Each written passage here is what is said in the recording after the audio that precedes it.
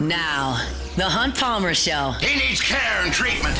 You are now listening to The Hunt Palmer Show, brought to you by Daryl May Remax Partners on 104.5 ESPN Baton Rouge. Is this a great country or what? Locking down the middle of the day, live from the Raising Cane studio. This is Hunt Palmer.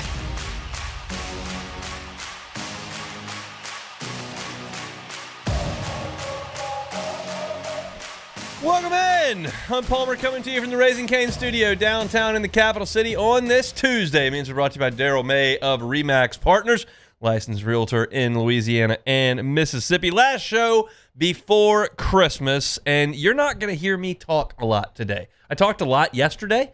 Today, other people are going to talk a lot. Sharif Ishak in 15 minutes on the New Orleans Saints. Glenn West in 30 minutes. He was at the PMAC last night for LSU Hoops, and we'll be talking about the Texas Bowl with him as well. Colin Jeter going to be with us at 2 o'clock. Denton Day is going to join us at 2:15 today to talk college football playoff, and we will certainly talk about the Tennessee Titans and the New Orleans Saints coming up this weekend with Nick Suss, who covers the Tennessee Titans. We're going to do that in just a couple of minutes, but let's crank things up with our opening drive.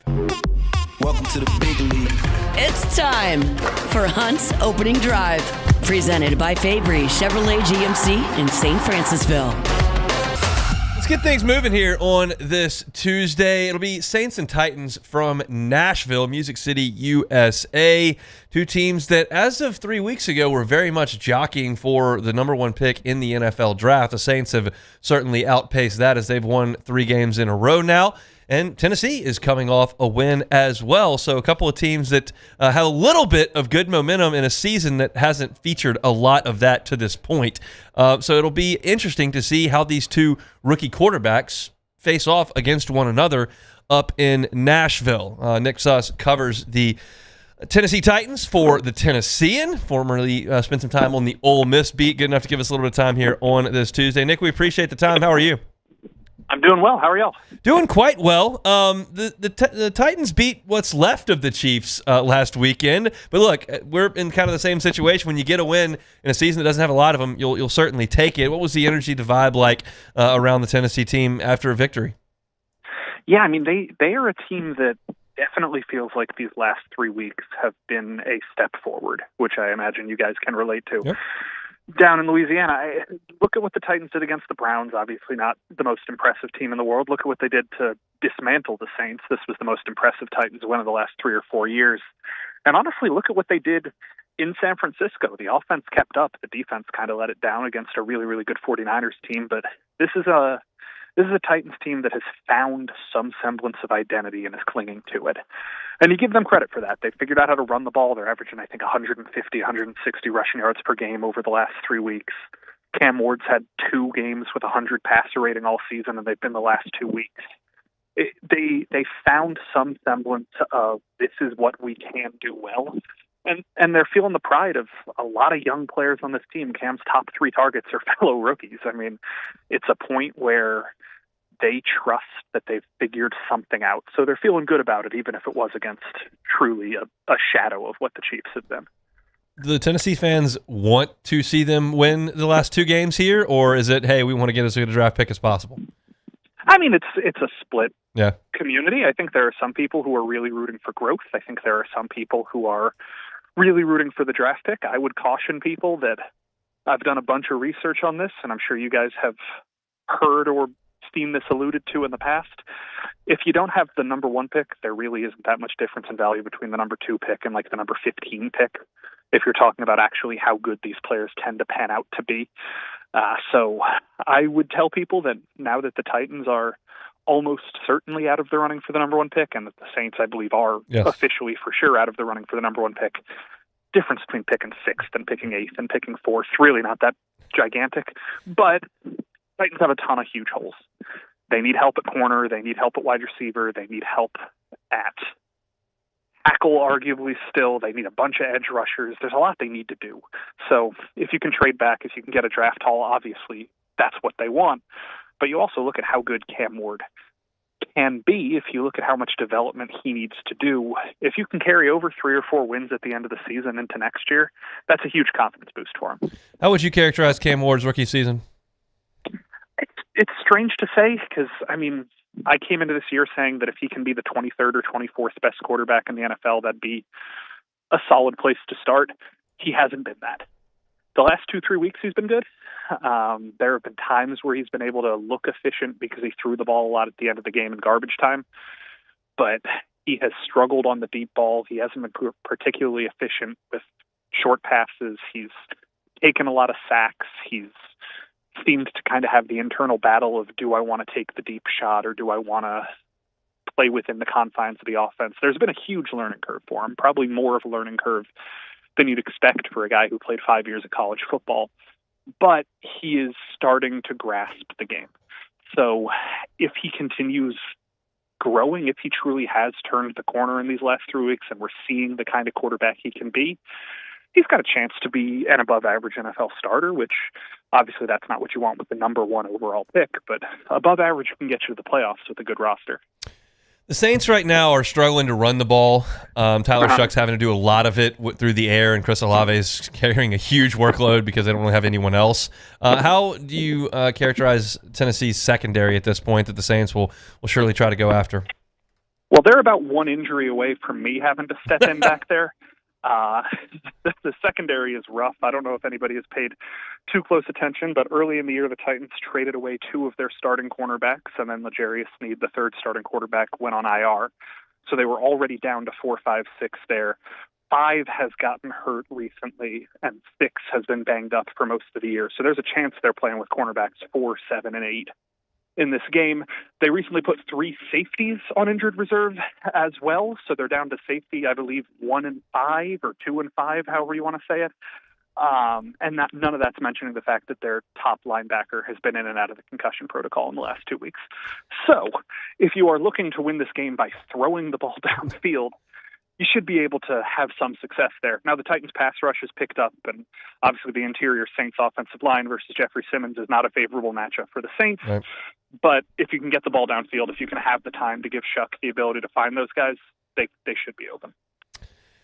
Chatting with Nick Suss, the beat writer at the Tennessean for the Tennessee Titans, talking a little bit about Saints and Titans coming up this weekend in Week 16. So, Nick, on offensively, we've talked a little bit about what the Titans want to do, where their strengths lie, and what Cam Ward has done. What do you think their plan is with working against the Saints team? I think it's probably going to be run the football a bunch and control the ball. I know the Saints, even as they've been winning, the Bucs had a lot of success running the ball that game. The Panthers had some success running the ball that game. Titans have really, really been trying to build around the run these last 3 weeks. I think they're averaging something like 32, 33 carries a game in that span. Tony Pollard's had 3 straight 100-yard games. I anticipate that that's going to be the formula. They ended up with something like 38 minutes of possession against the Chiefs, and a lot of that was due to the Chiefs running out of weapons on offense and not being able to control the game at all. But that's kind of also the Titans' MO right now, is hold on to the football, sustain long drives. I think it's 6 10-play drives in the last 2 games alone. That's not the kind of football the Titans have played the last 2 years. And if it's something they are confident they can keep up with, especially against the Saints' run defense that has been up and down this season, that's where it's going to start. And then when they need to, they'll break out the Save Us Cam play, and he'll scramble around and he'll throw deep and he'll figure something out. But really the truth of the team will be that it's built around coming downhill. You spent a short time in Oxford, Mississippi, covering Ole Miss. From the sidelines, what did you think of the month of November in Oxford? So I spent 2 years in your neck of the woods covering LSU, and I spent 5 years covering Ole Miss. And not a single thing that happened surprised me in any freaking way possible. Those were the most obvious, most telegraphed moves. I think that Lane will be successful in Baton Rouge. I think that Ole Miss will, at least for the first year or two, be able to sustain some of the success with the infrastructure they've built. But man, none of this felt foreign to me. This kind of felt like what LSU can do, and credit to them for being able to pull it off. And it kind of felt like what Ole Miss was most likely to fall victim to. I said a lot while I was down there that the Venn diagram of schools that Lane would leave for and schools that would hire Lane was very, very small in the middle. Yeah. And I didn't think LSU was on the schools that would hire Lane. side of it for a long time. And then once they kind of shifted their allegiances in the Venn diagram, made sense to me. Yep. Totally made sense. It'll be very, very, very interesting. We'll be watching Saints and Titans coming up this weekend. We appreciate some time, Nick. Yeah, appreciate it, guys. Nick Suss, Titans beat writer for the Tennessee, and talking a little Saints and Titans to kick things off here on this Tuesday. It's going to be an interesting game because Tennessee has played a little bit better, as Nick mentioned, and we know that the Saints are playing their best football of the year by a long shot. And this is a game that I think the Saints have a real chance to go on the road and win. And, man, would that be awesome to win a fourth game in a row. But if you're the Titans, that's a chance, like Nick said, to get another win after beating what's left of the Chiefs last weekend. Titans really banged up. Hopefully Tyler Shaw can have a good day through the air against what is a hurting secondary there in Tennessee. We'll talk about things from the Saints' perspective. We'll take a timeout, come back with Sharif Ishak. That's next. The Hunt Palmer Show. One Bath and Closets. OneBathAndClosets.com is the website. David Vaughn and his team, 30 years redesigning and remodeling bathrooms and closets. New year going to be upon us. Looking to make some home improvements in the new year. Well, start with David Duvall. One Bath and Closets, a customized closet. How awesome would that be? You just find yourself not unable to find things, or it's just overcrowded. You got shoes spilling out, suitcases jammed in your closet somewhere. You can take all that out and create a new space. David Vaughn and his team are licensed contractors. They can create a closet, or perhaps it's something on a smaller scale, like you just need to use your space a little bit more efficiently. David and his crew can do that as well. Just go to the website and check out some pictures of their fantastic work. And right there on the homepage, you can request a consultation. The conversation with David Duvall is free. That part, you just talk about what he can do. They'll put a plan forward, and they'll do it right the first time and leave the competition behind. It will look great. It will function great as well. It's One Bath and Closets. Find them online, onebathandclosets.com. Every winner knows a great play starts with a solid game plan and the right team by your side.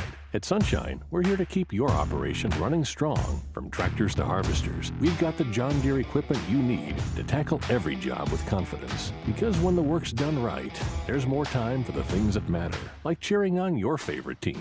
Make Sunshine Quality Solutions part of your playbook this season and learn more about what it means to be powered by Sunshine at sunequip.com. I'm Gabrielle McLeod on behalf of the Louisiana Propane Dealers. I have spent hundreds of hours preparing for scholarship competitions. That preparation paid off when I won the Fitness and Talent Awards along with the title of Miss Louisiana. The Louisiana Propane Dealers are also pretty talented and want you to be prepared for when the power goes out. Visit LouisianaPropane.com to find out about propane generators and other safety tips. Louisiana Propane, it truly is the fuel for our future. After a decade of working in private duty nursing, I know how hard it can be to find compassionate care for the ones that you love the most. So I started Decision Critical, a premier concierge nursing agency, so we can take care of you wherever you are. Our highly skilled nurses provide exceptional care from the comfort of your own home, with personalized packages for short-term, long-term, or even around-the-clock care. Visit us at decisioncriticalbr.com and give us a call today to get started. The Windsor Senior Living Community in Mandeville, Louisiana is a beautiful, vibrant apartment community geared toward seniors.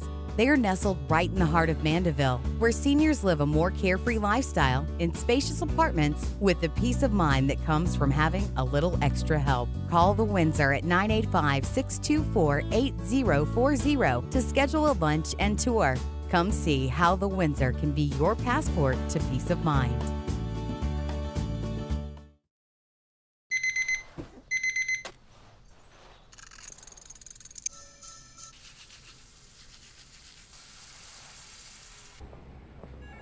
Sometimes you ignore the signs, even when they're right in front of you. Problem gambling isn't always easy to spot. Know the signs. Set your limit. Learn more about healthy gambling habits by visiting us online or text or call for free confidential help now.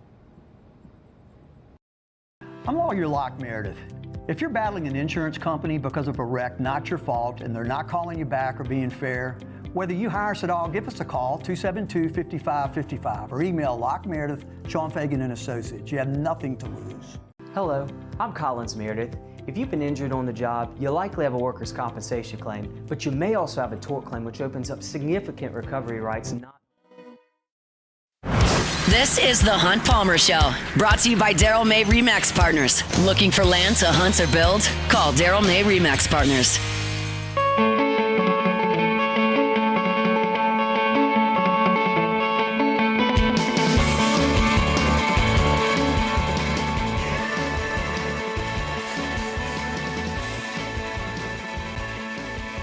Tuesday show is brought to you by Daryl May, Remax Partners, licensed realtor in Louisiana and Mississippi. Looking to buy or sell a home? Daryl May, Remax Partners, is a guy you can certainly trust to do that. Another guy you can trust, Sharif Ishaq. He's down in Titletown, USA, home of the hottest team in the NBA, the hottest team in the NFL, the New Orleans Pelicans, the New Orleans Saints. Sharif Ishaq's all over him. Am I correct on that? I love that you say someone who you can trust. I appreciate you saying that about me. Yes, you're correct about both of those. The Pelicans and the Saints riding the second longest winning streak, and I think the Saints might have the longest winning streak. Yeah, Denver lost, and they were on a long winning streak. So it could be. I haven't actually done the research. That's your job. Me neither. Who cares? The Saints and Pelicans are the two hottest teams. That's all we need to know. Let's talk about the Saints. What was most impressive to you in the Dome on Sunday? Well, man, a little bit of everything. The offense starting slow once again, but Tyler Shuck elevating it in the second half like he did the week before against the Carolina Panthers and getting it done when they needed him the most. He was impressive, man. It was just, 32 passes in the first half and then finishing with 49 pass attempts and 308 yards. I thought he was very, very accurate at times, very commanding of the offense, and very deliberate and getting the job done. That's I think that was the most impressive part with Tyler. And his game continues to grow, Hunt. Each week you see him out there, his confidence grows. And the way he scans the field, the way he's making good decisions. The only thing, Hunt, with him, I think that he would even admit that he has to stop taking so many hits. But you have to remember, he's playing with spare pieces all over the offensive line and good playmakers. And think about that. And he still has gotten it done, especially the last 2 weeks with the lack of playmakers in the offensive line.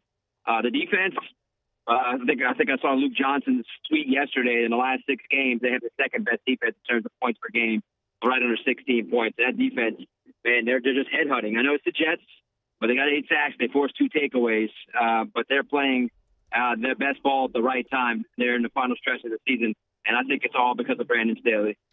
What do you think of Chris Olave? I think he's found his groove with Tyler Shuck. They've built that chemistry and the connection. The 2 most important C's when it comes to a quarterback and receiver tandem, and those 2 guys have got it going on. Just to see what he did in that game with 10 catches, almost 150 yards, and his 2 touchdowns. I know one was for Taysom Hill, but still, he's finding a way to get open. He's finding some separation now, and that's an encouraging sign. He's going into his final year of his contract, the 5th year of the rookie deal, and he says he wants to be here. He wants to play for the Saints for the rest of his career, and I think they will hammer out a deal. It's just going to be what it looks like. But he has certainly been healthy. He's been good when he's been healthy, and he at the podium the other day after the game, he talked about he contemplated retiring after taking that nasty concussion that knocked him out the rest of the season last year in Carolina, and that's it was scary, but he was able to bounce back and proven to be a very important piece to this offense, and he's helped Tyler Shuck get to this point. How would you feel about the Saints taking a wide receiver in the first round? I'd be good with it. I'd be very good with it. They need more playmakers, whether if it's Jordan Tyson from Arizona State. My personal favorite would be Jeremiah Love. They need a running back. They desperately need a running back, and that guy's an absolute playmaker. I mean, even Carnell Tate, the receiver from Ohio State's a playmaker, but I don't know how far those 2 receivers are going to last in this draft. But they could use playmakers on. They can use receivers. They can use a running back. They can use another tight end. I understand the offensive line argument. They've done that way too much, but it's time to give Tyler some playmakers this offseason. What do you attribute the lack of a running game to? There are a lot of factors here, but why do you think they're struggling to run the ball? It has a lot to do with the obvious, the offensive line. You got moving pieces in and out, and you end up with second, third string, and then you have guys who are coming off the practice squad. It's just when you shuffle that many pieces in, you don't have a chance to get continuity throughout the season. And then you don't really have that explosive playmaker. Yeah, Devin Neal was solid for those games, but you don't have that home run hitter. And Alvin's, long in the tooth. He's 30 years old, and he knows that he's up in age and as an NFL running back. It's just there's no real home run hitter in the offensive line. That goes hand in hand. If you don't have both of those pieces working together, it's not going to work for the running game. Now, Tyler Shuck can break the pocket and run a little bit. But imagine if you had a running game and a little bit better of an offensive line, how much more explosive they could be in offense and how much scarier they could be. Yeah, I mean, I looked at the box score. I watched the game, obviously, on Sunday, and then I pull up the box score, and I go, God, this looks even worse on paper than it does on the screen. Half these guys, I didn't even know who they were in August, and they're out there trying to make plays for this team. It's a mash unit for sure offensively. The defense, however, has kind of been a bigger story because of the way that they've played consistently over the last month under Brandon Staley. What have you liked about the black and gold defense? The pass rush. Yeah. The pass rush is getting there. That is, we've talked about that a lot throughout the preseason, training camp, and even to start the season where it struggled. Let's be honest, they struggled to kick off the season. Much better competition, of course, and the competition has not been that great, but at least they're doing what they're supposed to do. They have improved up front, and it always starts in the trenches at each level of football. And just to see, Chase Young, he has been by far the MVP of that defense, what he's done. I want to say his career high in sacks is 7.5, and he's creeping up on that. And just to see what the ageless wonder Cam Jordan continues to do. He leads the team in sacks with 8.5. I mean, it's just unreal. I mean, I wouldn't be surprised if he comes back for one more year just because of what he's doing so far this year. He's aging backwards, and it's just been that defensive line which has helped make that young secondary even more comfortable. And you're starting to see Jonas Sinker, Quincy Riley, Kool-Aid McKinstry, and even Alontae Taylor get a little bit more comfortable back there and tackling and making pass breakups and interceptions. And and it all goes because of that front. That front has been very good. In your press settings with Kellen Moore, with Tyler Shuck, with the team, how much has the vibe or energy changed, if at all, over the last 3 weeks, as opposed to what it was when you were looking at a 1-8 football team? Man, it's changed tremendously. You can see the smiles on the faces, the confidence, the happiness, the laughter, the city rallying behind them, the fans. The fans act like, man, if this season started today, we'd be hosting a playoff game. We'd have a chance to make a run. And it's changed the vibes, man. It's changed the vibes in the locker room. It's changed the vibes in the city. I mean, this is what they wanted. This is what fans wanted. They don't want the tanking, even though we talked about it so much. Tank and get a higher pick. But I think you look at building for the future, and when fans see that their team cares, they're going to care right behind that. So I think that you couldn't ask for a better situation. You got the quarterback. Now you just got to put pieces around them. You saw that Kellen Moore, his play calling is improving as well each game. So the vibes are, I wouldn't say immaculate yet, but I would say they're very, very good on Airline Drive. A little bit about the matchup this weekend with Tennessee. Obviously, the Titans have been pretty bad. Cam Ward has not been very good either, but they did beat what's left of the Chiefs last week. So you got a team that's played a little bit better the last couple of games. It's crazy to think the Saints might finish with a better record than the Chiefs. Yeah. It's hard to say that out loud. But yeah, the defense is once again going to have a chance to get after Cam Ward. He's been sacked more than any quarterback in the NFL, I think 51 times this year. That's going to be the start. That's where it's going to, for another victory, it's going to start with the defense going after the rookie quarterback. And look, this is a chance for us to see maybe the two better quarterbacks of all the rookie quarterbacks this year, which I think Tyler Shuck is by far outplaying all the rookie quarterbacks right now. So it's a solid matchup of two teams that are, playing for the future. And I think the key would be continuing with the defense, go after Cam Ward, and I think Tyler Shuck needs to continue just commanding that offense and slinging it whoever he has out there. Tipton, Olave, Pettis, Jawan, anyone who's left out there in the field for him to throw the ball to, just make sure he just keeps on doing what he's doing. But they do have to have somewhat of a run game with Evan Hall and Estime, Aldrich Estime. I mean, you can't just sling it 50 times a game. Yeah, the run game's going to be something they're going to have to address probably in the offseason. You kind of are what you are at this point, and I don't think the Saints are very good at running the football, but it is what it is. What would 2 wins mean if they could beat the Titans on the road and then go to Atlanta and win? What would that mean for this season? The fans are going to go absolutely insane if they finish the season with 5 straight wins, and that final win is in Atlanta against the Falcons. They are going to act like it's the Super Bowl, and rightfully so. I mean, And that's a great sign, Hunt. I mean, it's a great sign for them to get primetime games because this is the first time in almost 25 years you don't have a primetime game. And I think that'll help you get at least 2 more primetime games next year. I think they're going to be back in the primetime hunt next year just because you have that quarterback and you're starting to see like a lot of people nationally talking about Shuck and Kellen Moore in this offense. So even another win would help them build toward that future and that momentum in terms of national spotlight. So, yes, it'd be a very good thing to get both of them. But if you get one, it's even better, especially if it's that last game of the year. The audition for Coach Borrego seems to be going pretty well at this point. Look, man, take it. Take the interim tag off. I know it's still got so many games to go. They have 52 games left in the season, but you can see the difference. It's night and day. It is absolutely night and day for him to take Zion and put him up, make him the 6th man coming off the bench. It has worked wonders for both he and the team closing out games. And I think that's the start. But you're starting to see a lot more effort and team that really cares and playing for James. I mean, they care. They've cared a lot. I mean, the second half were so bad to start the season. And you see the last 2.5, 3 weeks, the second halves have been very good under James Borrego. For them to come back to 25 points against the Rockets, they were down 16 going into the fourth, push it to overtime to win. Yesterday, they're down by 8 points, and then Zion took over in the fourth quarter.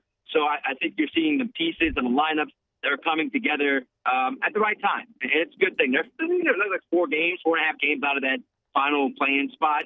That gives them something to play for. And I think James Borrego has put them in a spot to keep them striving for a playoff position in the play-in. So it's good. It's a good thing, and I think that's another fan base that showed up last night, and that's one thing James gave credit to, the fans that helped them, push through at the end of the game to beat the Mavs.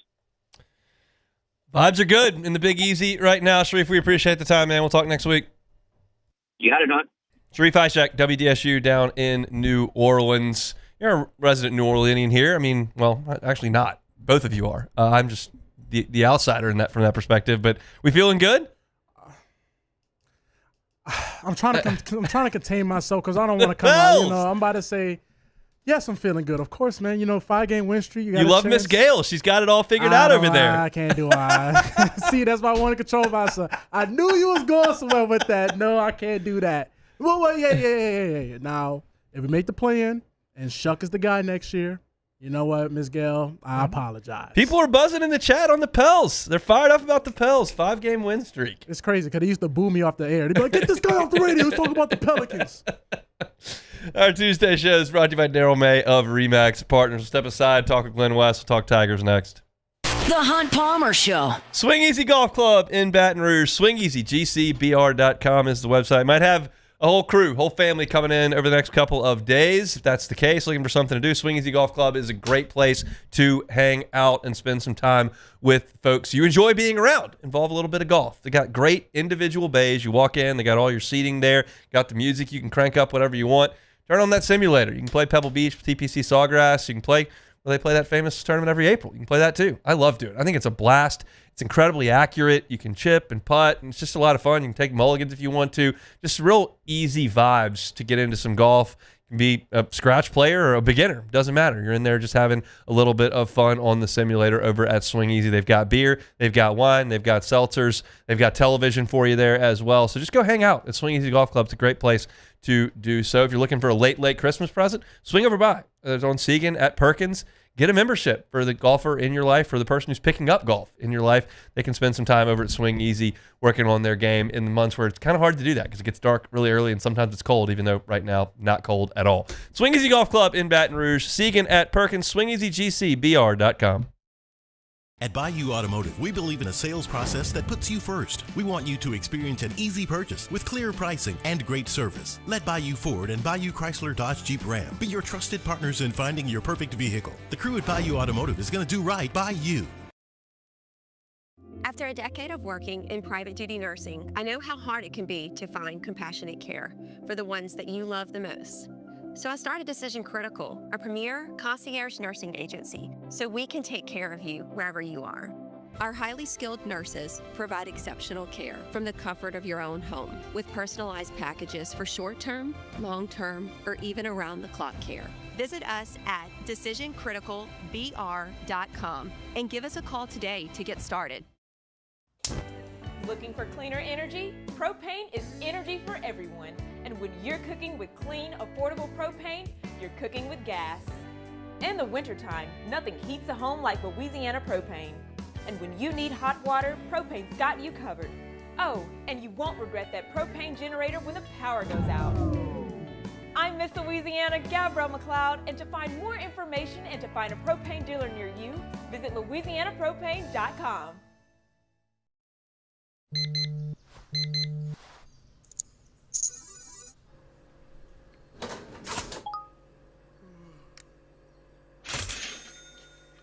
Sometimes you ignore the signs, even when they're right in front of you. Problem gambling isn't always easy to spot. Know the signs, set your limit. Learn more about healthy gambling habits by visiting us online or text or call for free, confidential help now. Most roofers just replace your shingles. At Pelican, we diagnose your roof, digging deep down to find the root cause of your roof symptoms. Now cough for me? Good. We don't ignore your roof's issues, we address them. Let's just take care of this right here, helping your roof to become the best version of itself. Interesting that you would say that. How does that make you feel? So call Pelican Roofing for your free roof checkup today.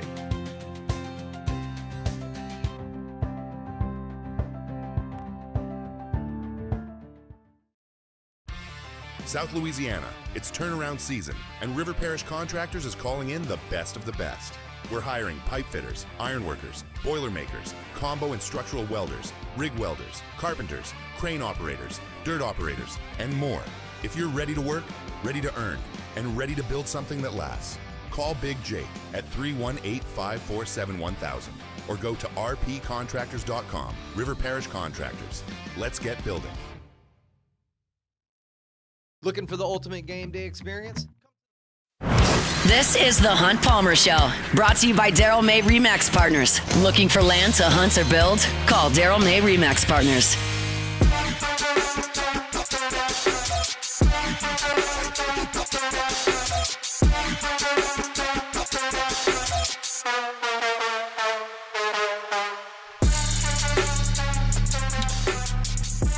Tuesday shows brought to you by Darrell May, licensed realtor in Louisiana and Mississippi. You can find him over at Remax Partners, DarrellMayProperties.com, DarrellMayProperties.com. Looking to buy or sell in Baton Rouge, anywhere, Louisiana or Mississippi. You can be next in line for Darrell May of Remax Partners. All right, let's talk to Glenn West, Go 24/7 senior writer, covering the Tigers. Glenn, how are you, sir? Doing well, Hunt. How about yourself? I'm all right because I didn't really watch a lot of the first half of that basketball game last night. And, well, statistically, it was a disaster.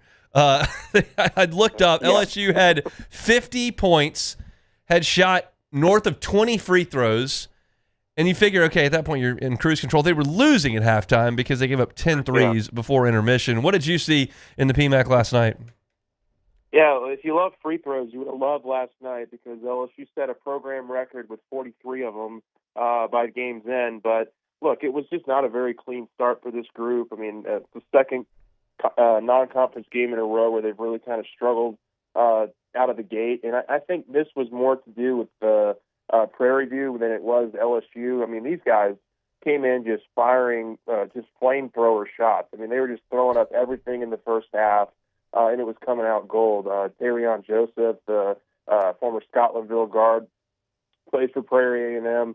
I believe he finished with like 34 points, but he had probably 25 of them in the first half alone. He was just absolutely lighting it up from downtown. They went 10 of 13 on threes in the first half. And I don't think it was all bad defense from LSU either. I mean, they were in these offensive players for a little bit. And just everything that they put up just went in. And so, Prairie View comes out and shoots nearly 70% in the first half. They shoot nearly 80% from three in the first half. And so you didn't think that those numbers were going to sustain for 40 minutes. But it was certainly an alarming half for LSU from a defensive standpoint. But they were able to kind of lock in and hold them to under 30% shooting in the second half to really kind of pull away and really come from behind, though, and win that game. I mean, they were down by as many as 10 in the second half, so they were able to really kind of dominate the paint, dominate the free throw line, and that really propelled them to this win. But it was definitely not an easy start to this game for LSU. I'm cherry picking a little bit here. I admit that, but let's just flesh it out. Like, you saw Texas Tech go on a flamethrower to start that game in Fort Worth, and then you saw the same thing from Prairie View in this game. That's 2 of the last 3 games for LSU. Is there a concern with guarding the three-point line, or is that just 2 halves that went the way they did? Yeah, I think there's probably a little bit of a concern there. If you're Matt McMahon, I do think they have some. They don't have a very lot of athletic, guards.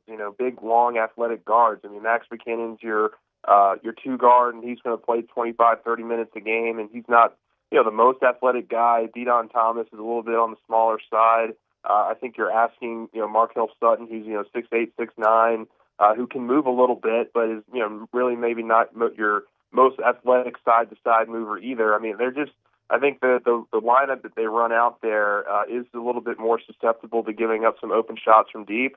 But they've done a really nice job, I think, of being able to complement that with being able to score on the other side in the paint and being able to really dominate those opposing teams from an offensive standpoint inside the arc and get to the free throw line. So I don't think there's going to be any major changes to this lineup going forward, but I do think that certainly when SEC play comes around, they're going to have to lock in defensively because these teams are getting off to a little bit of a hotter start against them here of recent, and I think probably that has to do a lot with just them getting put into rotation because maybe they're just not being aggressive enough at on the ball, and that's going to create certainly some issues if you're in SEC play, and some of these things continue to be an issue.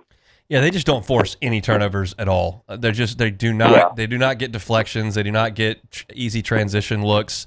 They're really good on offense, but they don't create easy offense with their defense. And I'm curious to see if that catches up to them in SEC play. Now that we've essentially got the entirety of the non-conference slate behind us, they got one more with Southern Miss, obviously. Like, what's your overall impression at this point as they get ready for league play? Yeah, I think they're better. I think they're improved. I'm still going to go back to something though that I said in the preseason. It's just how much better are they going to be in league play this year? I think that still remains a very interesting question because we don't have a huge sample size of them playing this kind of competition. We have the Texas Tech game where they were out of it by 10 minutes into the game. And then we have the SMU game where they played very competitive for 40 minutes and controlled that thing from start to finish. And SMU is going to be a team that you certainly look at and say that's got a chance to be an NCAA tournament team. So I think the front part of LSU's SEC schedule is where we're really going to learn a lot about this group because I do think it's probably the most attainable in terms of wins and losses. You got to get off to a hot start in January because it gets really, really tough in February and March for this group.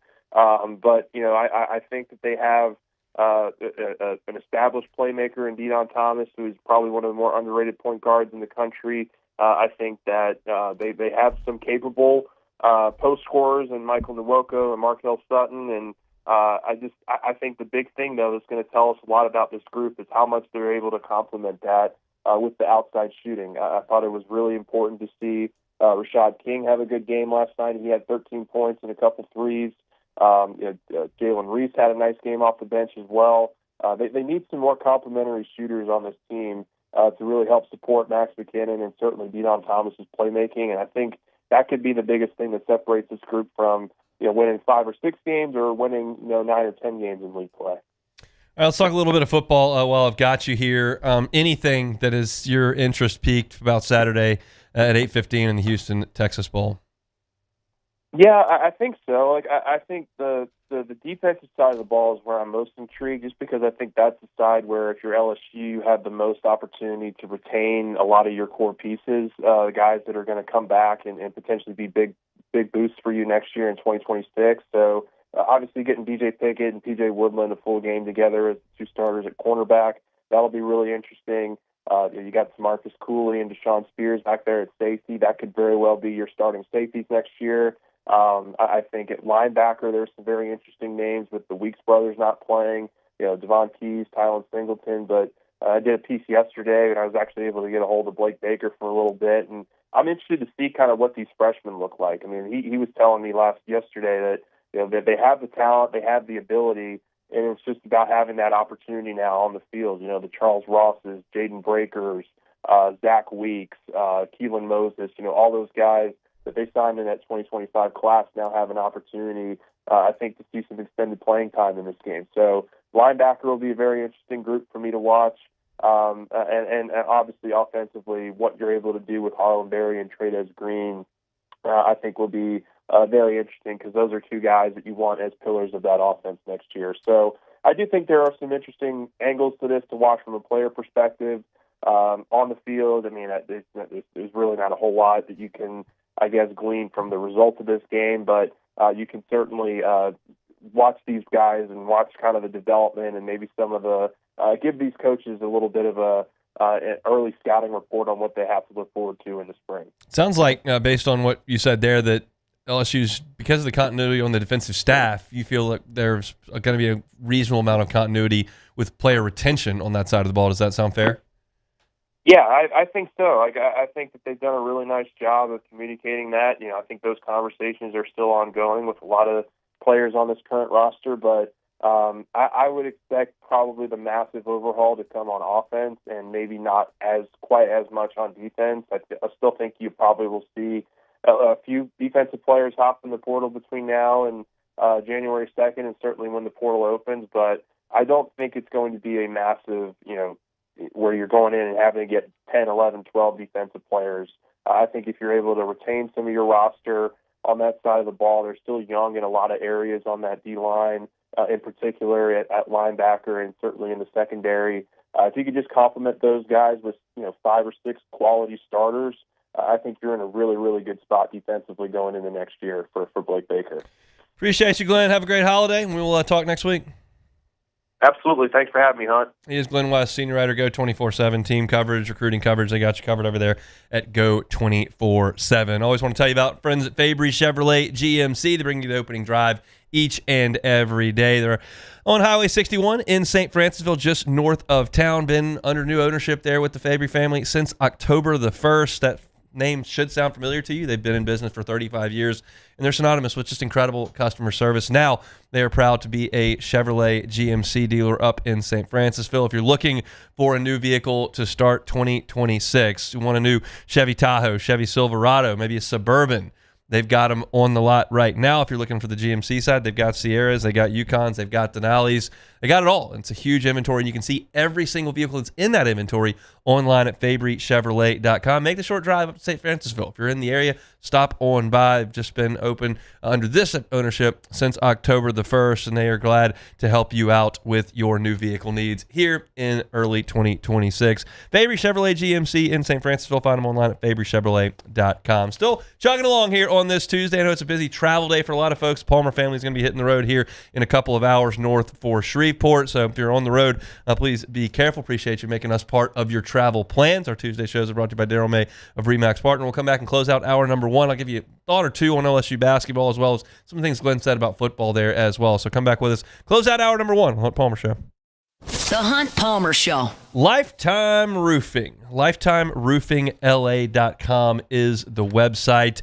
They want to make sure that everyone is aware of this because it's an unbelievable deal. Starting on the 1st of January, Lifetime Roofing is offering a lifetime workmanship warranty on their roofing. Lifetime workmanship warranty. It's incredible. Take every advantage of that over with the folks at Lifetime Roofing. They wanted also to be sure that you're aware that there are financing opportunities available, not just for whole roofs if you want to do that, but you can also finance your deductible if it is with an insurance claim. So, need to finance those? They're happy to help you with that. 18 months, 0%. 18 months, 0% if you need a little bit of help financing that new roof. And it's not always a new roof with the folks at Lifetime Roofing. You can also do roof tune-ups where you just have a bit of a facelift for the old roof and not just a whole roof replacement. They'll make sure that you do what is best for your current situation. It's because they care. It's a great new company. Started up in 2021, got a gorgeous new facility there in 2023 just off of College Drive, and they're happy to help you with all your roofing needs. It's Lifetime Roofing. You can find them online at lifetimeroofingla.com. At Bayou Automotive, we believe in a sales process that puts you first. We want you to experience an easy purchase with clear pricing and great service. Let Bayou Ford and Bayou Chrysler Dodge Jeep Ram be your trusted partners in finding your perfect vehicle. The crew at Bayou Automotive is going to do right by you. Looking for cleaner energy? Propane is energy for everyone. Propane water heaters are very cost efficient, and the savings are even greater with a tankless propane water heater. We all know that Louisiana propane is a safe and environmentally friendly fuel. So why not go green while you save some green? I'm Miss Louisiana, Gabrielle McLeod, and for more information, visit louisianapropane.com.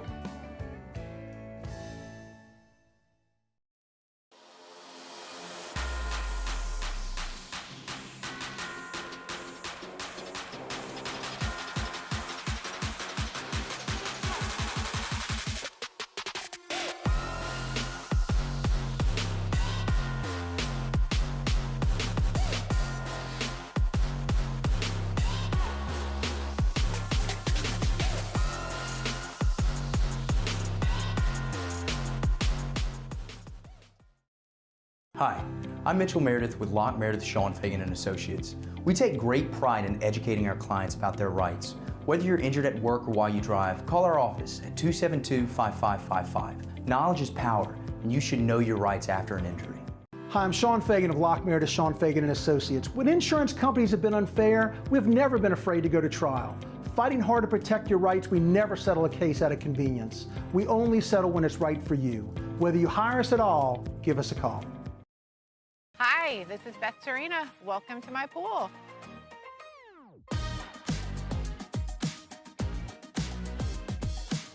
The first time I saw this beautiful pool, it exceeded every expectation that I had. They were able to get everything we wanted in this pool. It is a beautiful pool. We live out here, we eat out here, we watch TV out here. This is like our living room outside. We love this pool and everything about it. When we decided to build our pool, we called a great friend who is one of the best pool builders in the country in North Louisiana, and we said, who would you choose to build a pool in Baton Rouge? And without a hesitation, he told us Russell Pools. He said their history, tradition of great builds, great pools was unmatched. So of course, who did we call? Russell Pools. The advice I would give to anyone looking to build a pool is first call Russell Pools. They'll do an incredible job. It'll be incredibly organized. It'll be time efficient. And you will have your pool in no time.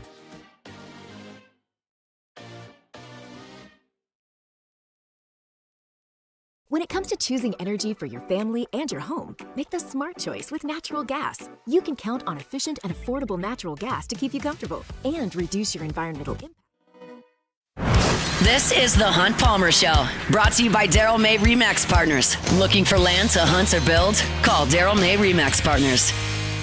This is the Hunt Palmer Show, brought to you by Corks, Cajun fried fish and shrimp.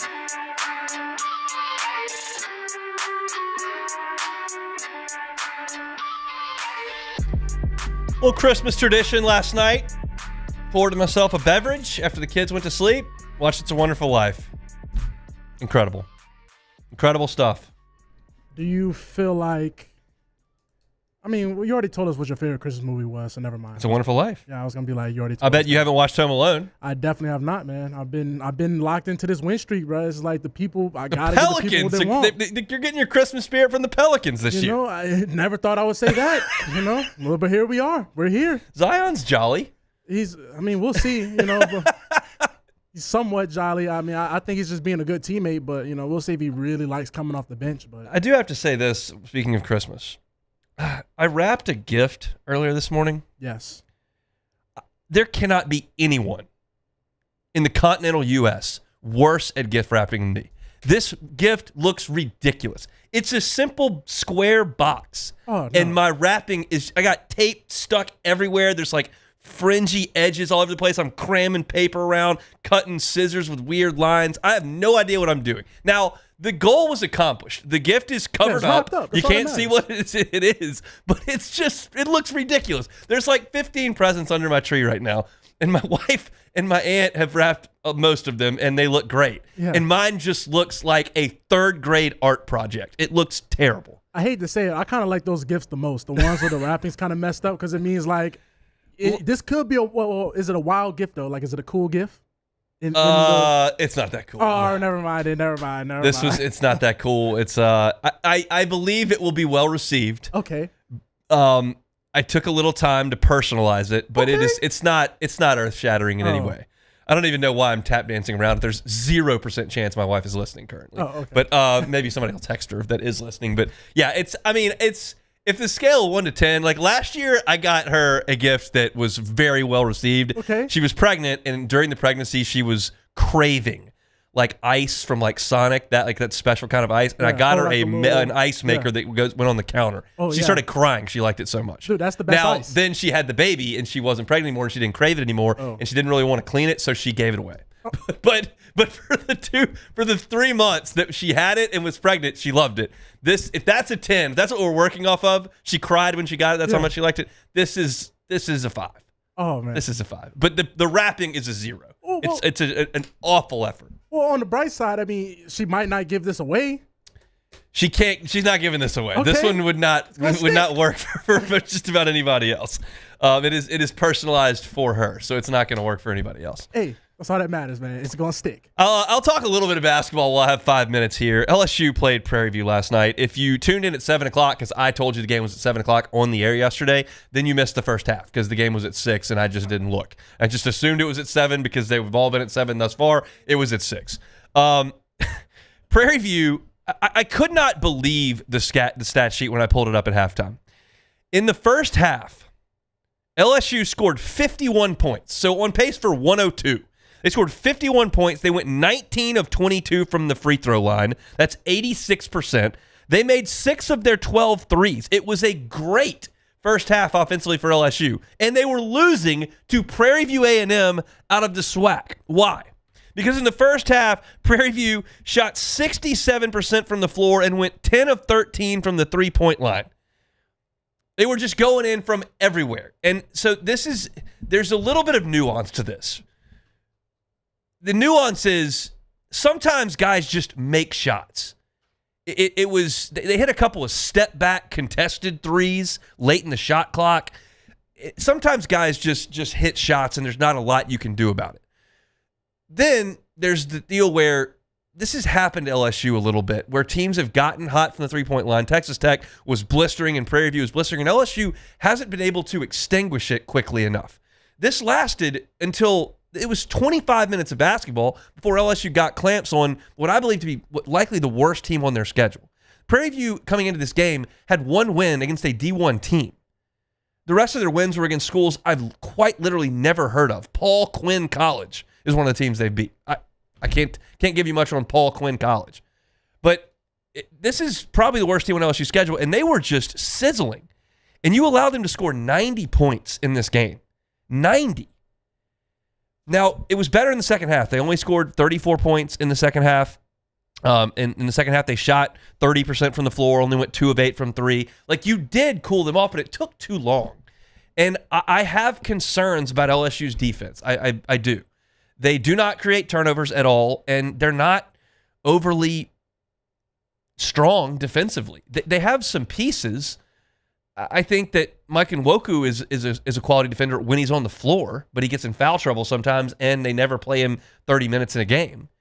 I think that you've got Markel Sutton and Rashad King, who have some ability defensively. Pablo Tamba is long and rangy and has some ability, but you're not particularly good in the backcourt defensively. De'Don Thomas is not a premium defender, and neither of the guys you play at the 2, whether it's McKinnon or Carter, give you a ton defensively. Jalen Reese played some good defense last night, and he got a lot of minutes last night, which I enjoyed.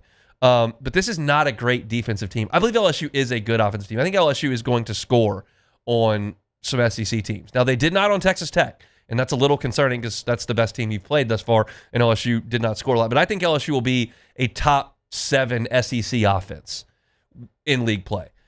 Defense is going to be the bugaboo, and I'm a little bit concerned about it. It was bad last night. Some of it is Prairie View hitting shots. They're just not usually going to hit, and they made them. And LSU's defensive game plan was going to likely be to allow a little bit of shooting because Prairie View was in the 350s when it comes to three-point shooting coming into this game. They've been awful all year. So there's a part of you that is going to give them those shots because you know they're not very good at it. But then once 3 or 4 go in, okay, let's go play some defense. And it just took too long for LSU to play defense. However, they avoided the disaster. You won the game. You won it by double digits. No one will ever look back on this and go, oh, well, LSU was losing by 10 points in the second half against Prairie View.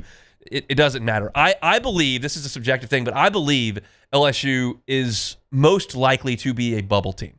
I don't think LSU is going to win 11, 12, 13 league games. I don't think they're going to win 5. I think they're going to win 7, 8, 9 league games, and that would put them right on the bubble. And if you were on the bubble and you got something like this on your resume, like where you go sideways and lose a game to Prairie View, it's a big deal. But they came back and won the second half by 19 points, and it's not a big deal. It's the result of the game is gone. It doesn't matter. The concerns I have defensively about the way LSU played, those are not gone. And they're going to have to be better defensively than they have been at stretches in the non-conference. There will be nights where teams make shots, and that's just part of it. But that was a little bit much last night to watch Prairie View score 56 points and a half. Got to be a little bit better than that. That'll wrap up hour number 1 here on this Tuesday edition of the Hunt Palmer Show. We'll pause for national headlines, come back, and talk to Colin Jeter from the Alumni Association. That's next. The Hunt Palmer Show. Highland Insurance Group, HighlandIG.com is that website, HighlandIG.com. Look, I tell you about property and casualty all the time. I want to make sure that we drive home the fact that the Highland Insurance Group is happy to help you out with benefits as well. If you're a business that is looking for a different healthcare plan, looking to change up the benefits that you've got for your employees, I know it's a big deal to acquire talent and to retain talent to have a great benefits package. If those premiums are creeping up and it's becoming untenable, which is happening with one specific carrier in the marketplace, call the Highland Insurance Group, call Jonathan Carbo and his team, and let them be a second option for you on the benefits side of things. They've got a great department over there that does nothing but benefits, and they're happy to sit down and just be a second option for you. They can help you out statewide in the state of Louisiana. They're based here in Baton Rouge. It's Jonathan Carbo and his team at the Highland Insurance Group. I want you to make sure you can find them online at HighlandIG.com. Property and casualty and benefits. The Highland Insurance Group online at HighlandIG.com. Family owned and community driven. Service Chevrolet Cadillac, a legacy you can trust since 1972.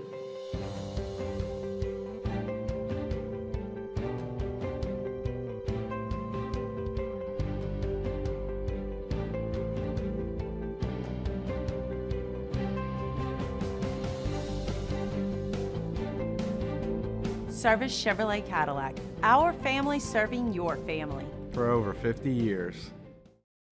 With all the delicious chicken finger options, it was an impossible decision. How about a box combo?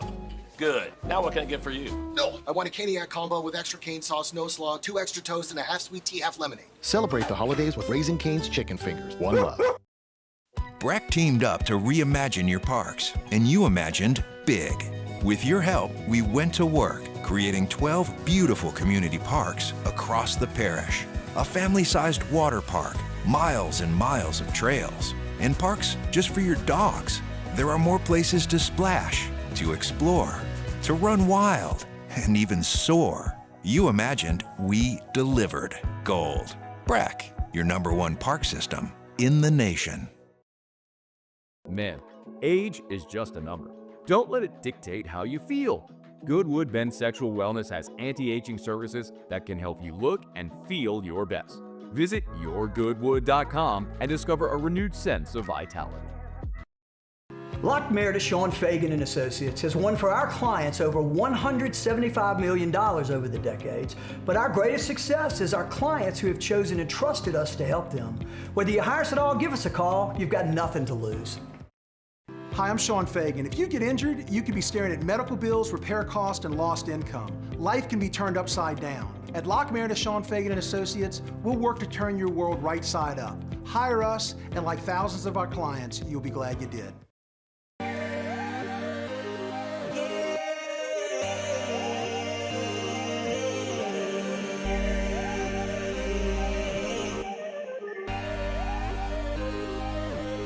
You gotta believe in a dream. Believe. You gotta believe in a dream. Believe. You gotta believe. My whole team on wild.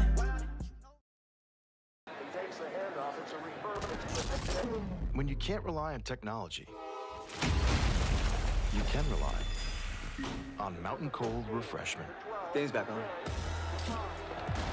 Coors Light. Choose chill.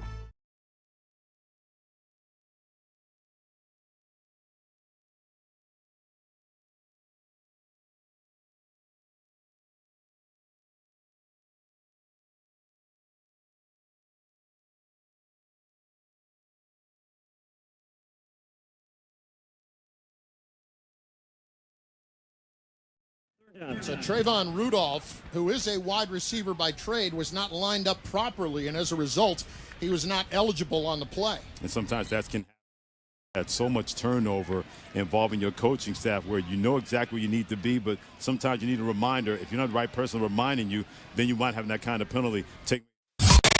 Now, the Hunt Palmer Show. He needs care and treatment.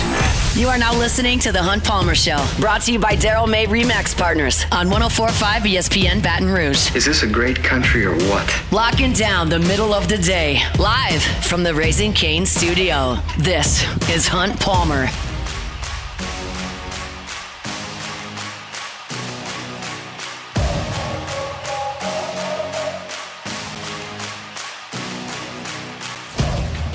Hour 2, last hour of the week here on the Hunt Palmer Show. We're brought to you by Daryl May of Remax Partners. Looking to buy or sell a home in Louisiana or Mississippi, Daryl May of Remax Partners is your man. He's a lifelong Baton Rouge resident, now proud to call St. Francisville home. So whether you're looking in the city limits, where Daryl has lived his whole life, or where he now lives in the just outside the city in St. Francisville, Daryl can help you with that. He's also spent more than 2 decades as a builder here in Baton Rouge. He knows the types of construction that you need to be looking for, and has a great feel for the properties around Baton Rouge. He can also help you with a tract of land if you're looking for that hunting property you've always wanted, or maybe a secondary home on the Mississippi Gulf Coast. Daryl can help you with that as well. Check out his website, DarylMayProperties.com. Daryl May of Remax Partners brings you our Tuesday shows. Start off hour number 2 on Tuesdays with our guy Colin Jeter. Usually graces us with his presence. Not today. Joining us on the Jim's Firearms Hotline. Colin, appreciate the time. How are you, man? Hey, doing good, Hunt. How are you? I'm doing quite well. Let's talk about this LSU coaching staff that has been assembled by Lane Kiffin. Essentially what he's done here is he has taken his offensive staff from Oxford to Baton Rouge, and he has essentially kept the LSU defensive staff together outside of just the defensive line coach, and then he added Chris Kiffin, his brother, to the mix to help out Blake Baker. But what do you make of that decision to have the offensive staff come from Ole Miss and to basically retain the LSU defensive staff? Yeah, it's kind of funny because, Coach Frank goes over there. Yeah. We get their staff. It's almost like we traded coaches. But I think that's just how it goes. Kiffin's used to running his offensive system. Obviously, he's used to working with those guys. He trusts those guys. He's used to recruiting with those guys. So that felt like a natural fit that was going to happen. But I'm excited. Obviously, that system of coaches has done a good job coaching offense. They've been on the top of the conference for the past few years. I think it's going to be great for the Tigers. So I think they kind of have that cohesiveness, and that's kind of expected on the offensive side. That'll be for the 2026 team. The 2025 team, still one game to play with Frank Wilson as the interim head coach and the current offensive staff. They'll give this one more swing over in Houston at the Texas Bowl. What was your experience like with the pre-bowl festivities that the guys will go through over in Houston starting on Christmas Eve? Oh, man, we always had a blast. That was really just a good opportunity. You get to travel as a team. You get there 4 or 5 days early. Curfew kind of gets bumped up each night, as you get closer to the game. But you're out there. You're in a new city with your teammates that you've spent the past 3 or 4 years with, especially by your senior year. It's kind of your last hurrah. But it's a lot of fun. You go see a new city. They do all sorts of events. They do competitions. I think when we played there, we actually went to a rodeo against the Louisville players, and they did also like calf roping and all sorts of goofy stuff. But it was it's just fun events to get out there and see the city and just do some fun things with your teammates. So the bowl season is the best time of year. Nike or whoever your apparel company is always sending new gear for the next season, so you kind of get an early sneak peek at it. You get a little per diem there. It's nothing but fun times around bowl season. What was Colin Jeter using his per diem on? I bought a TV that I still have. It was a 60-inch Vizio. I loved it. I was so excited. I don't remember what bowl game it was, but they gave us a gift card at Best Buy, and between the per diem and the Best Buy money, it was just enough to pay for the TV, and I was like, oh, I'm sold. You know, I'm 21. You got to have the big flat screen. That's what I spent my money on, the necessities. The statute of limitations has run out here, so feel free to rat anybody out. Who is the biggest threat to miss curfew that you can recall on your teams for bowl week? Oh, man. I guess statute of limitations has passed. It probably would have been the linebackers back in the day. We had a good group of guys between Duke Riley, Kendall Beckwith, those guys that were always kind of clowning around. I'd imagine if anybody was pushing it, it was those two. Did you play with Devin White? I did. So Devin was a freshman my senior year. Okay. I'm curious if Devin got involved in the rodeo festivities. You know, he rides that horse everywhere. He's riding it through Tiger Stadium. He's like a real horse rider. He could have been really involved in the rodeo stuff. Yeah, it probably would have been a little unfair if Devin got out there. I don't know if he did. You know, what kind of would have been like, they say professional boxers can't get in street fights, something like that. It'd be like that. Like, Devin, you're too good at what you do. Let's leave it to the amateurs to kind of have something to laugh at. So this LSU team is going to be without a lot of its starters on the defensive side of the football. Just off the top of my head, Whit Weeks, West Weeks, Jack Pyburn, Mansour Delane, AJ Halsey not going to play in this game. Opportunity for some young guys to step up. But how big a loss do you think that's going to be? The defense has kind of carried this team down the stretch, and now you don't have the number one guys from that side of the ball. So how do you feel LSU is going to match up coming up on Saturday night? Yeah, obviously I think that's a big piece. All those players you just named are great players, especially I really feel like Halsey, who actually came from Houston, so it's interesting we're playing them. But I just think he's such a good player on the back end, and to lose him, he kind of oversees the defense, kind of protects you. It's that last safety net. I think it's a big hit for us. Obviously, I hope these young guys step up. It's a great opportunity for them to show the new coaching staff what they can do, or with the way the portal works, either you show our staff or you show someone else's staff what you can do. So I think it's a great opportunity for them, but I do think losing those guys, in particular your leaders on your defense and obviously your great players, I think it's going to be a big hit for us. We're going to have to adapt and overcome. I'm curious your thoughts on the intensity level in this game, because we've talked about your bowl games and how much those meant to you guys. We know how hard everybody played, and there's just a different vibe around these now. What do you expect to see from LSU in terms of their energy level on Saturday? Hunt, it is so odd these days with the way the bowl games are set up. It seems like a lot of teams just don't really seem to care. I think as a player you care. You always want to go out there and play. But certainly when you don't make the 12-team playoff, it kind of seems like, what are we playing for? And, a lot of players have gotten to the point where they're like, oh, we don't even want to risk injury, so we're not going to play. So it's just kind of an odd layout. I'm hoping to see an intense team. It's your last time playing for the year. If you're a young guy, you're trying to propel yourself into next year. If you're a guy going out, this is kind of it. I'm hoping the Tigers show up. I think when that crowd gets going in Houston, that kind of gets that blood pumping, and that'll help. But, yeah, I'm with you. This whole setup I'm trying to do the playoff system and the bowl system together. It's hard to make it mesh, and it's hard to make these games really matter for anything. Yeah, it's weird, and I've not tried to give any illusion that I'm as locked in as I once was. I gave this example earlier on a spot I did in Lafayette this morning. I remember going to the Sugar Bowl when LSU played Notre Dame, and I was a freshman. It was in January of 2007, and the intensity level in that stadium for that game between LSU and Notre Dame with Jamarcus Russell and Brady Quinn and Charlie Weiss, and it was a big deal. And the Sugar Bowl is still a big deal because it's a playoff game. But, that wasn't a playoff game. It wasn't for a championship, but it was a big deal. And to see what the Bowls have been reduced to from that to this, it's been wild to watch over the last decade and a half. Yeah, I agree. Like you said, all those games, whether it was Fiesta Bowl, Sugar Bowl, Cotton Bowl, all these big matchups where you had teams that, maybe they weren't 1 and 2 playing in the BCS, but they were 2 top 10 teams going at it. You're playing for that bowl championship that mattered back in the day, and even just the matchup. You were playing a team from out of conference, the bragging rights of it, kind of going out strong with that season. That's a lot of that's just gone, and I get it now with when you put 12 in it. The people who are left are 13 and under, obviously, and especially when you have Duke winning it, and that kind of messed that whole process up. But it's just you have teams that are going to be 9-3, 8-4. Now they're letting 5 and 17 in. It's like, what are we even watching? It's just not. It's not what it used to be with that bowl system. I just don't see the bowl system and the playoff system really coming together. I think they're just going to have to go full into a playoff system, and I understand the sponsors of the bowl games still need to get their money for what they're wanting to do. But I think you got to find a way to maybe say, oh, we'll sponsor first round of a bowl game or first round of playoffs, something like that. I just don't see the two systems coinciding. Yeah. For LSU offensively, and we'll get you out of here on this one, there hadn't been a lot to love since Garrett Nussmeier went down. What do you think they can try to accomplish in this game against Houston with what they've got on the field? Oh, man, I think it's one of those things that we're going to continue to just it is what it is on offense this year. I think the system we've run is what we're stuck with. I think we're going to do that same system of trying to get the ball out quick because obviously we've kind of struggled with that line up front. So it's going to be a lot of short passes, screen passes, trying to get in that 11 personnel and run up in between. I'm hoping we mix in a couple, whether it's power play, something except for different than zone. We just run that so heavy.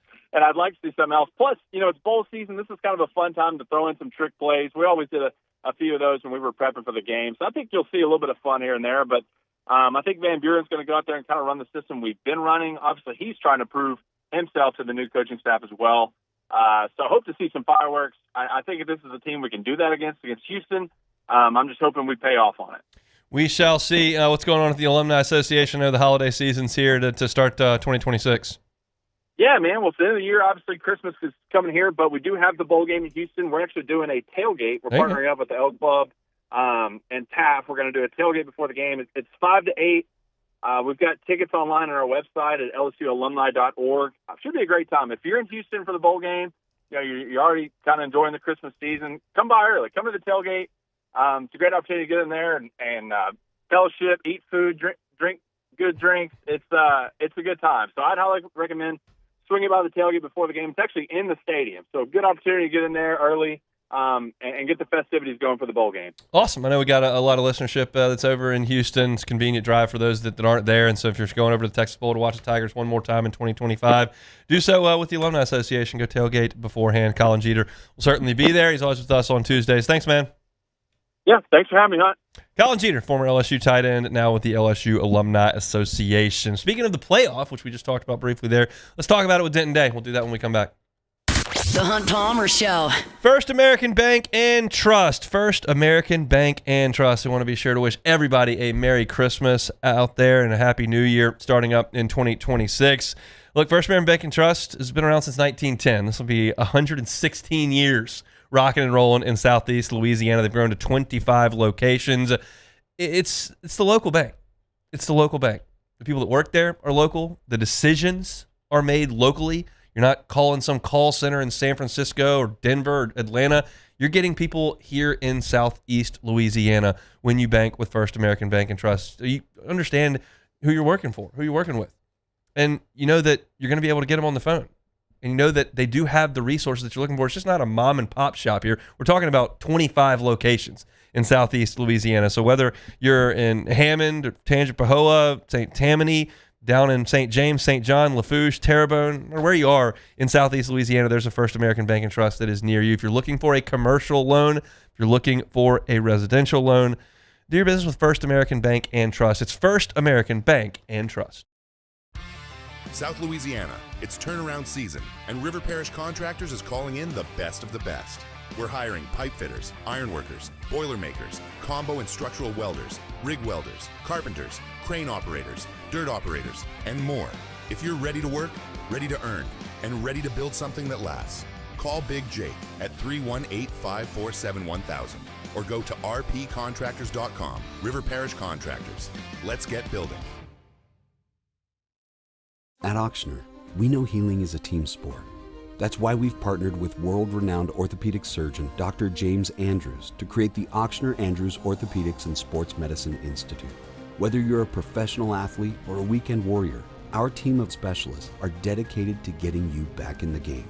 So whatever your reasons are for reaching your personal best, we've only got one: you. Ochsner Andrews Institute. Long live you.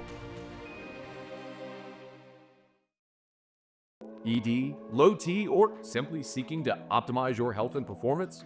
Goodwood Men's Sexual Wellness offers a range of discreet services to address your specific needs. We empower men to reclaim their health and confidence. Visit yourgoodwood.com. I'm Lawyer Locke Meredith. We are honored and humbled to receive from our clients in Google. Based on 5-star client reviews, the designation of our law firm is highly recommended. Whether you hire us at all, please give us a call, 272-5555. You have nothing to lose. Hi, I'm Mitchell Meredith. Injuries happen when you least expect them to, making your life more complicated. At Locke Meredith, Sean Fagan and Associates, we know this, and we strive to help each of our clients during these times.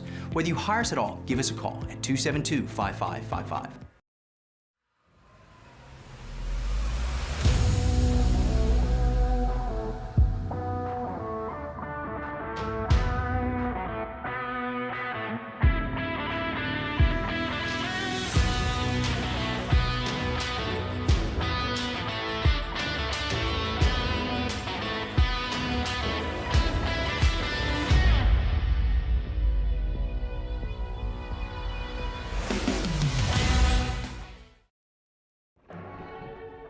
These are the luckiest ice cubes in the world. They could have been a thankless bed for an all-you-can-eat salad bar. But instead, they've been called upon to cradle and cool a crisp, refreshing Dos Equis. Looks like the lucky just got luckier. Dos Equis.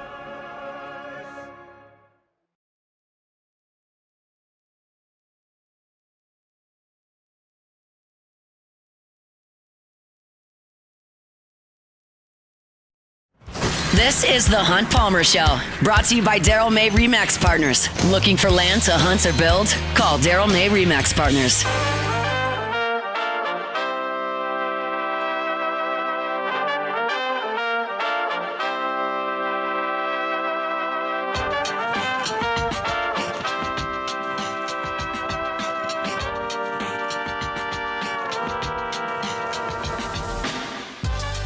Just pulled out my phone and checked the temperature. It's 80 currently. Real feel 86. That's disgusting to me, man. Like, is it not Christmas time? That is just like, what are we doing? Not a lot of Christmas vibes there, unless you're in Australia. I'm guessing a place where it was not 80 degrees yesterday. Real feel 86 is a big city up in NYC. That's where our guy Day was yesterday, so couldn't check in on his normal Monday, but good enough to make some time for us on this Tuesday. How are you, sir? I'm a lot better than 80 degrees in December. Lord have mercy. I was complaining about some of the wind that was whipping up there in New York, but I'll take the whipping wind over 80 in December. I'm good with it. I'm playing golf on Friday. I'm fine. I don't want it to ever be cold. I don't want cold ever. 80's fine with me. Doesn't really feel like Christmas. I packed for Shreveport, which is in North Louisiana, earlier today, and I've just packed a bunch of shorts and short sleeve shirts because it's just not going to be cold. So it is what it is. Let's talk some football, Denton. Your biggest takeaway from the opening round of the college football playoff was? That Ty Simpson is good again. Ah! That was new. You know, he hadn't been good in a month, and all of a sudden, I guess he had read enough of the social media posts. He had been maybe DM'd enough by people with, be a little weird when an SEC quarterback starts losing, and he just flipped back into the mode that he was at the beginning/middle of the season when he was a Heisman contender and a soon-to-be number one overall pick before Fernando Mendoza took that. So that was probably the biggest. It's hard to take anything away from the final two games, other than the group of five doesn't really deserve to be in there, but we knew that beforehand. Yep. So outside of that, there wasn't anything massive, I didn't think. All right, let's go to Alabama then, if that's where you were. Like, what do we feel about Kalen DeBoer's situation in Tuscaloosa any differently today than you did previous to the Oklahoma game? Not really. It's fun to think that he might leave for Michigan, but I don't ever really believed that he was going to leave for Michigan. And when you win a playoff game, I mean, unless Michigan somehow gets into like January and hasn't filled the coaching spot, which maybe is a little bit more believable than it was a couple of days ago, but I just never thought he was going to leave for Michigan. So I think he's still going to be there next year, and getting the win back against Oklahoma in the fashion that they did, I thought was a really big deal for him. And you can kind of tell he was smiling, he was cheesing ear to ear when he was going to the middle of that field on Friday night to shake hands with Brent Venables, knowing, hey, I didn't blow a 17-point lead at home in the college football playoff, and now some of y'all are going to stop putting my name in these Michigan rumors. How do we feel about his performance through almost 2 years? I don't think either one of us thinks they're going to win the national championship. So he's going to lose a fourth game this year. One's a playoff game and one's a conference championship game after a 10-2 season. But that's going to be 8 losses in 2 years. However, this is a playoff run. Like, how do you contextualize that? I think if they beat Indiana, you kind of let the 4-loss thing go a little bit, right? Especially when you all right, well, they got deep into the playoff and they took down the number 1 team.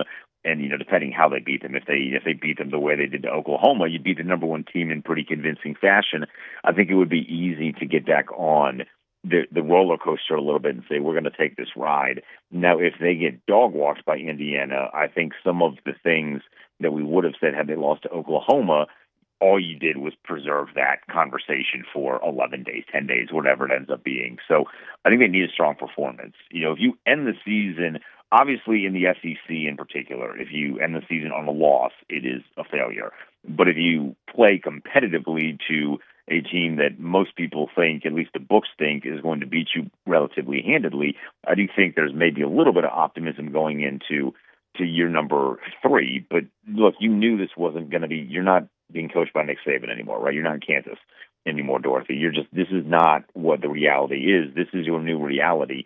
And there's not a lot of coaches and not a lot of programs that are going to consistently have the kind of success that Alabama had for a sustained period of time with Saban.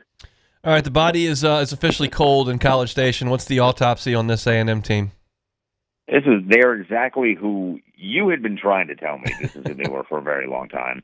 And for a bit, I was like, nope, you know what? I think they might actually be good. No, this is what they were. Miami has a good defense, not a great defense, and they couldn't score against them. How?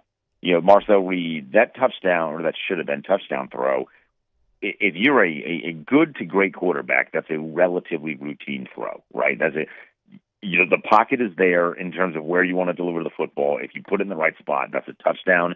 And then you're tasked with a very tough decision of, do we go for 2, do we keep the field goal, whatever. You can't miss that throw in that scenario at home in the college football playoff. And he did. And that feels like how I would encapsulate the Texas A&M season. They were literally just 2024 Indiana with a bigger brand in college football. That's all I look at them now. They really just had a weak schedule.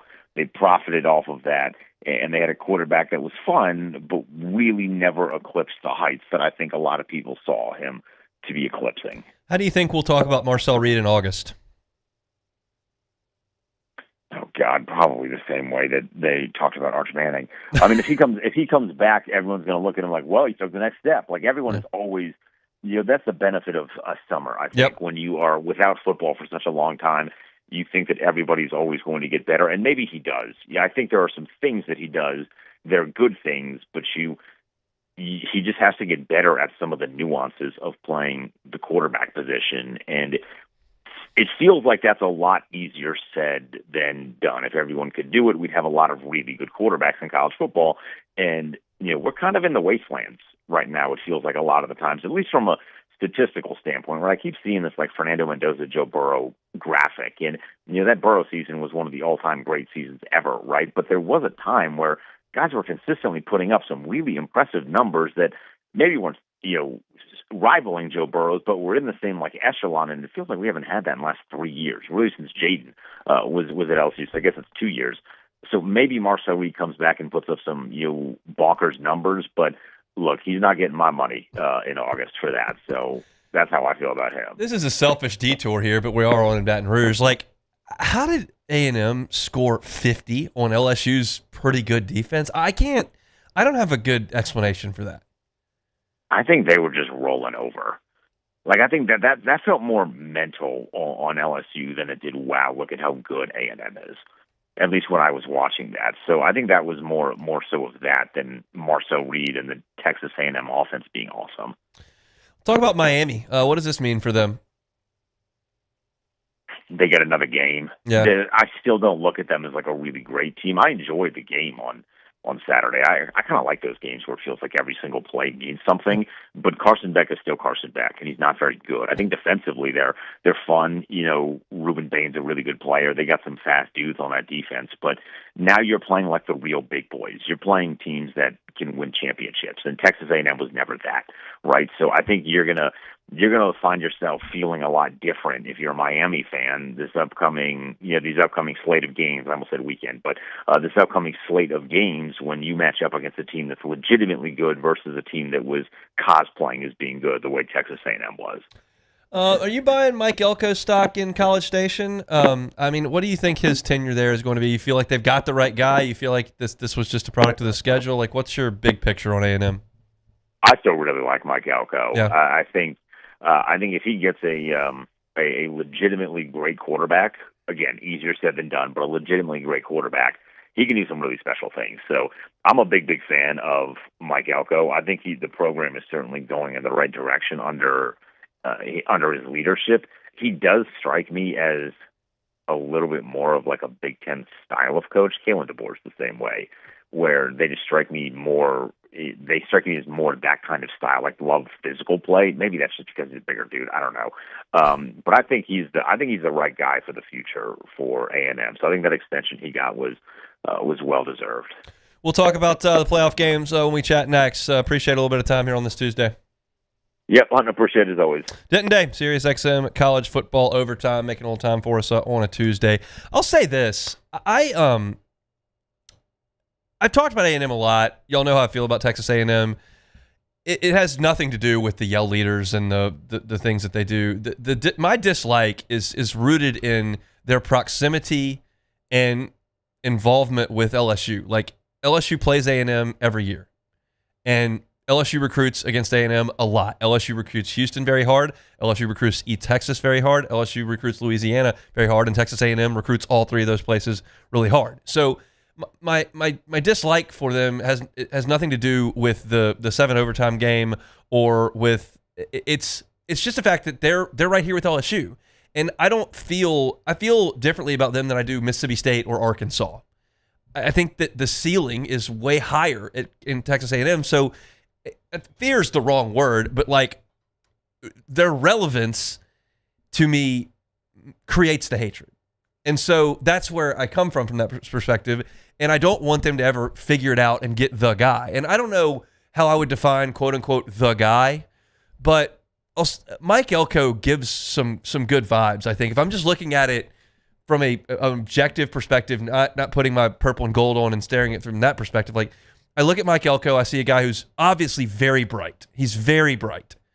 He also, I think, gives good answers in press conferences, which doesn't matter, but I think shows an understanding of the situation. He is very serious when he needs to be. He makes a quick when he needs to be. I think he gives inspiring answers at times, and I think he's a really good defensive coach who's going to rely on whoever his offensive coordinator is to handle that side of the ball. In the same way Kiffin needs his defensive guy, Elko's going to need his offensive guy. But I feel like I don't want to buy 11-1 stock, which is what I would have to buy because that's where they are. But I think Mike Elko's got a chance to keep A&M relevant moving forward. Like, if you ask me, I think a good comparison to A&M and Elko is Tennessee with Heupel. Both have made a playoff, both lost in the playoff, both have kind of elevated the program from their predecessors. A&M never figured it out with Sumlin, never figured it out with Jimbo. Elko is doing, I think, a little bit better. Tennessee was in the wilderness post-Fulmer for almost 2 decades, and I think Heupel is elevated, even though hasn't gotten over the hump. And neither's. But I would bet Elko at A&M before I bet Heupel at Tennessee, as far as guys that I think could get the job done. Now, Heupel's been at Tennessee longer, so that sample size is a little bit different. Elko's just in his second year at College Station. I think you're looking at maybe 5 years for Heupel there on Rocky Top. So but I think it's a reasonable comparison. I would buy Elko stock in College Station. I think he's going to do some good things there. I just hope that he doesn't reach Atlanta and doesn't make a national final. That's what I was trying to keep A&M away from that. And there was a certain point there when they're 11-0 where you got to look at this and go, it could happen. Like they were the number 3 seed at that point behind Ohio State and Indiana, and one of those teams was going to take a loss in the conference championship. So it looked bad, and then they fell apart a little bit, which I enjoyed. But I think Elko's going to do a good job there in College Station, unfortunately. thought it was interesting when some folks were bringing his name up for Michigan, but signed that big extension. I think he's going to be there for a while. So we'll see. All right, we got 30 minutes to go. We'll come back, talk some LSU football and basketball in the next segment, and then we'll close things out on a Tuesday edition of The Hunt Palmer Show. The Hunt Palmer Show. Fabry Chevrolet GMC. Fabry Chevrolet GMC. Fabry Chevrolet GMC, they're in St. Francisville, Highway 61. They got an amazing service department there. It doesn't matter what make, model your car is. They can service them all at Fabry Chevrolet GMC. So it doesn't have to be a Chevy or a GMC. If you're in the area, want to stop by, know you're going to get quality customer service and honest job, Fabry Chevrolet GMC is happy to help you out with that. Or if you're in the market for a new vehicle, obviously, Fabry Chevrolet GMC is happy to help you there. They got a huge inventory there in St. Francisville. You can see it all online at fabrychevrolet.com. They got your Chevys, they got your GMCs, so Tahoes, Silverados, Suburbans, Sierras, Yukons, Denali's. A lot of folks love to get behind the wheel of something new to start the year. If that's you, check them out in St. Francisville. Fabry Chevrolet GMC on Highway 61. Or check them out online, fabrychevrolet.com, fabrychevrolet.com. Investing in a new roof doesn't have to be overwhelming. At Pelican Roofing, we offer 0 interest for 21 months because everyone deserves a safe, secure home. Trusted, local, affordable. Pelican Roofing, making quality roofing affordable for South Louisiana families. Hi, I'm Mitchell Meredith with Locke Meredith, Sean Fagan & Associates. We take great pride in educating our clients about their rights. Whether you're injured at work or while you drive, call our office at 272-5555. Knowledge is power, and you should know your rights after an injury. Hi, I'm Sean Fagan of Locke Meredith, Sean Fagan & Associates. When insurance companies have been unfair, we've never been afraid to go to trial. Fighting hard to protect your rights, we never settle a case out of convenience. We only settle when it's right for you. Whether you hire us at all, give us a call. We typically think of stress as being bad for us. At Our Lady of the Lake and LSU, we are researching how certain types of stress, such as exercise, can be good for our immune health. By studying people under extreme stress, such as athletes, astronauts, service members, and first responders, we're learning how to improve the immune health of everyone. That's the power of research. That's the impact of champions. Together, we roar. I'm Gabrielle McLeod on behalf of the Louisiana Propane Dealers. I have spent hundreds of hours preparing for scholarship competitions. That preparation paid off when I won the Fitness and Talent Awards along with the title of Miss Louisiana. The Louisiana Propane Dealers are also pretty talented and want you to be prepared for when the power goes out. Visit LouisianaPropane.com to find out about propane generators and other safety tips. Louisiana Propane, it truly is the fuel for our future. This menu is a masterpiece, delivers every time. This is the worst party ever. Raising Cane's! Let's go! The party is saved! Peter, Mr. Billingsley. Celebrate the holidays with Raising Cane's Chicken Fingers. One love. These ice cubes could have been a thankless bed for an all-you-can-eat salad bar. But instead, they cradle and cool the crisp, refreshing Dos Equis. Nicely done, ice cubes. At Bayou Automotive, we believe in a sales process that puts you first. We want you to experience an easy purchase with clear pricing and great service. Let Bayou Ford and Bayou Chrysler Dodge Jeep Ram be your trusted partners in finding your perfect vehicle. The crew at Bayou Automotive is going to do right by you.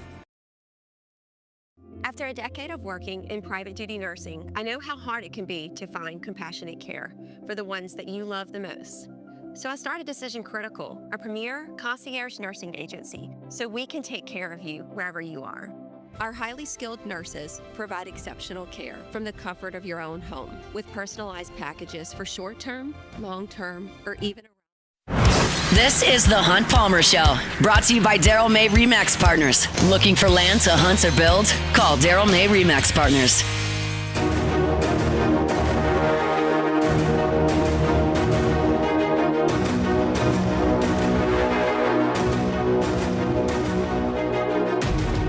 Failure happens to us all, but it's how champions evolve. The only thing that matters. Daryl May Remax Partners, licensed realtor, Louisiana and Mississippi, buying or selling a home. Daryl May, happy to help you out with that. Also, if you're looking for land, always wanted that second home, always wanted that hunting property, maybe up in Mississippi, maybe in the Felicianas. Daryl can help you with that as well. RE/MAX Partners, you can find them online at darylmayproperties.com, darylmayproperties.com. All right, some news here that's come in the last 15, 20 minutes. Another starter for LSU that is going to enter the transfer portal on the offensive side of the football. Cohen Eccles has announced that he will enter the portal. He and Carius Kern, a couple of guys who are young that have had starting experience on this Tiger offensive line, that have announced they're going to enter the transfer portal. I'm curious to see if Eccles plays in this game coming up on Saturday. This is a weird time for an announcement. Usually you would have thought a little bit earlier. But he's a Katy native, and so you're going to be playing right down the road from where you grew up. I think maybe a chance to go play in NRG would be something he would want to do, and he might do it. Like, there are guys that are going to play in this game that are in the transfer portal. Juwan Johnson is going to play in the game, and he's in the transfer portal. But I'm not sure what Eccles' plan is. Carius Kern is going to play in the bowl game as well, and Kern is not ruled out a return to LSU, and I don't know that if Cohen Eccles has or not, but this is just part of it. And the biggest overhaul on this roster is going to have to come on the offensive line. Like, there's just no ifs, ands, or buts about it. You're moving on. Josh Thompson's out of eligibility, and Braylon Moore's got a decision to make. We'll see what he decides to do. But these young players that Brad Davis brought in, and Eccles included, were decorated recruits who have been a part of an offensive line that is just grossly underperformed, candidly. I don't have a perfect explanation for it. I don't know how much to pin on missed evaluations. I don't know how much to pin on poor development. I don't know how much to pin on the play calling and the scheme and the system. I don't know how much to pin what part of the pie is why LSU is where they are from a running the football perspective. But it's got to change. So if that needs to be just a lot of new personnel, so be it. You're going to be very aggressive in the transfer portal, and I would submit that it's possible all 5 offensive line spots could be overturned here because you've got to be significantly better than you were. Cohen Eccles is a physical player. He's a guy that they plugged in there at the left guard spot who gave him some good reps in the running game, was not afraid to stick his nose in there and be physical.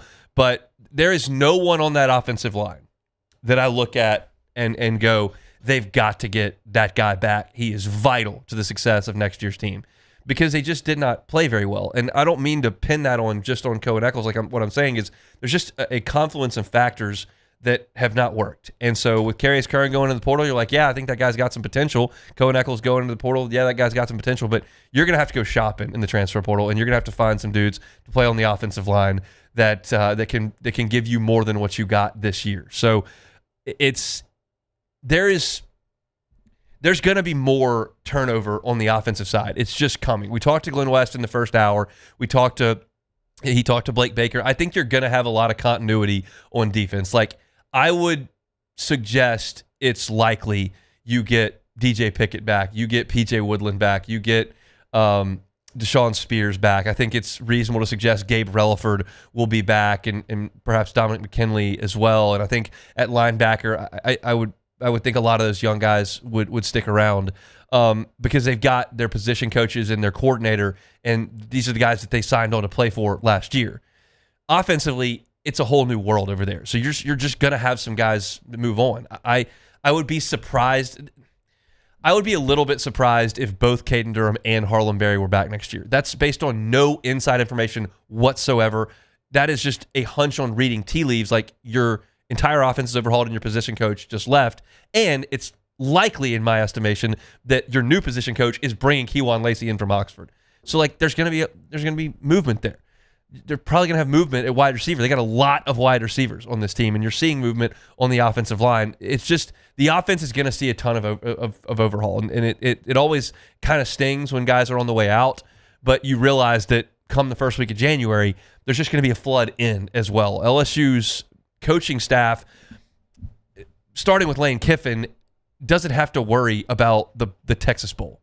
They are making plans for the current roster and the guys that they're going to go after. And you can talk to agents and handlers and representatives. You have a feeling as to what players may or may not enter the transfer portal, and you can start to have some of those conversations. I'm not naive to that. So I think it's going to be fast and furious.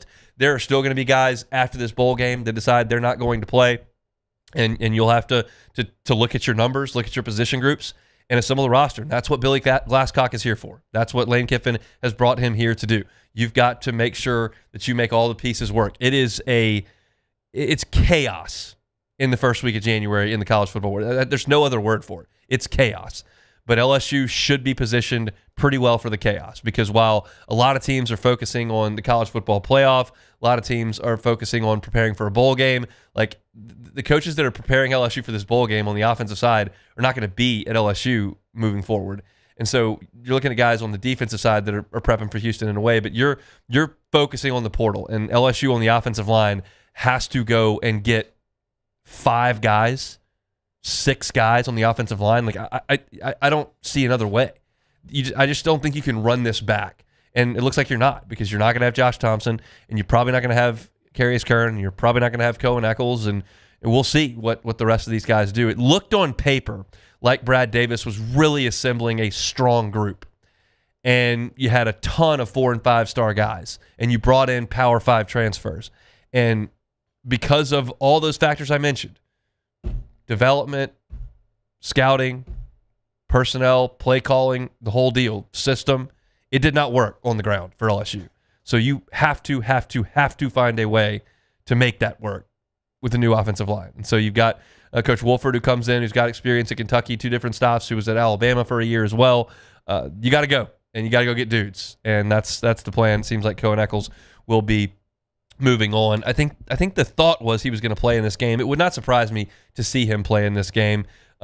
He's a Katy native, as I said, so we'll see if Cohen Eccles plays, but he's going to put his name in the transfer portal come in the first week of January. So if you're looking at the guys with starting experience to have done that, you've got Eccles, you've got Kern. Beyond that, I can't think of any. Oh, Ahmad Bro as well, or young guys with some starting experience that look like they're gonna move on. And that's just the nature of the beast in college football these days. All right, we'll step aside. We'll come back, and we will close things out for the week. It's the Hunt Palmer Show.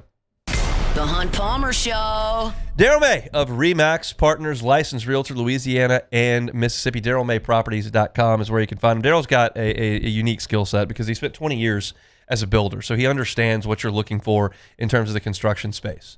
He knows what you're looking for. He also grew up in Baton Rouge. He knows this area.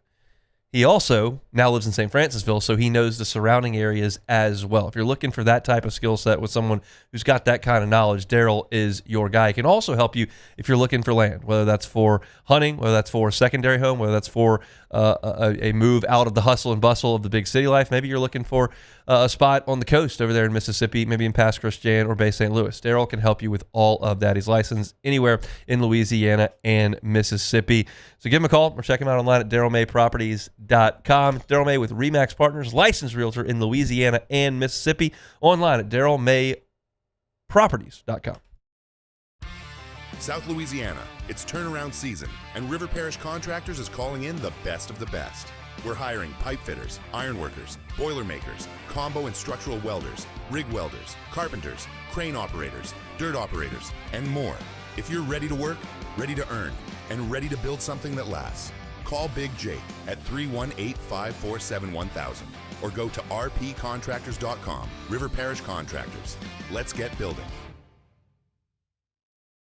At Bayou Automotive, we believe in a sales process that puts you first. We want you to experience an easy purchase with clear pricing and great service. Let Bayou Ford and Bayou Chrysler Dodge Jeep Ram be your trusted partners in finding your perfect vehicle. The crew at Bayou Automotive is going to do right by you. I'm lawyer Collins Locke Meredith. Among the most important factors to consider when you're hiring an injury attorney is trust. You trust your attorney will put your interest first, treat you with respect, fairness, and honesty. You trust them to be there for you when you need them. At Locke Meredith, Sean Fagan and Associates, thousands of clients have trusted us to represent them, and for good reasons. Please visit us at LockeMeredith.com to learn more, and whether you hire us at all, give us a call at 272-5555. You have nothing to lose. Today, we are shaping tomorrow. We are researching how extreme stress impacts the immune system, from trauma victims to athletes and even astronauts. Our work is leading the way in sepsis treatment, saving countless lives. We're unlocking the mind with music in exciting new ways. Our Lady of the Lake Health and LSU are improving the health of our state. That's the impact of champions. Imagine the impact we'll have on the future. Together, we roar. My father, J.B. Falgu, had a vision of growth for First American Bank and the communities we serve. The bank's foundation was built on his legacy of compassion, loyalty, and dedication. Through his years of leadership, First American has prospered to heights even J.B. could not have imagined. I know my father would be extremely proud of the customer service and financial stability that First American provides to Southeast Louisiana. We continue to thrive because of the legacy of J.B. Falgu. The Windsor Senior Living Community in Mandeville, Louisiana is a beautiful, vibrant apartment community geared toward seniors. They are nestled right in the heart of Mandeville, where seniors live a more carefree lifestyle in spacious apartments with the peace of mind that comes from having a little extra help. Call the Windsor at 985-624-8040 to schedule a lunch and tour. Come see how the Windsor can be your passport to peace of mind. Flight by Yingling is raising the bar by crafting the next generation of light beer. With only 2.6 carbs and 95 calories,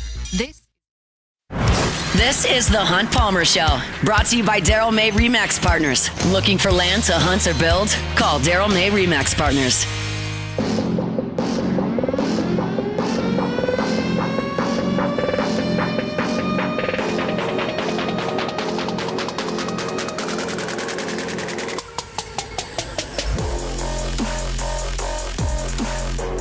All right, winding things down here pre-Christmas. We will take Christmas Eve holiday tomorrow, Christmas Day on Thursday. We'll also take Friday off as a station as well. So some good family time coming up for a lot of us here at 104.5 ESPN Baton Rouge.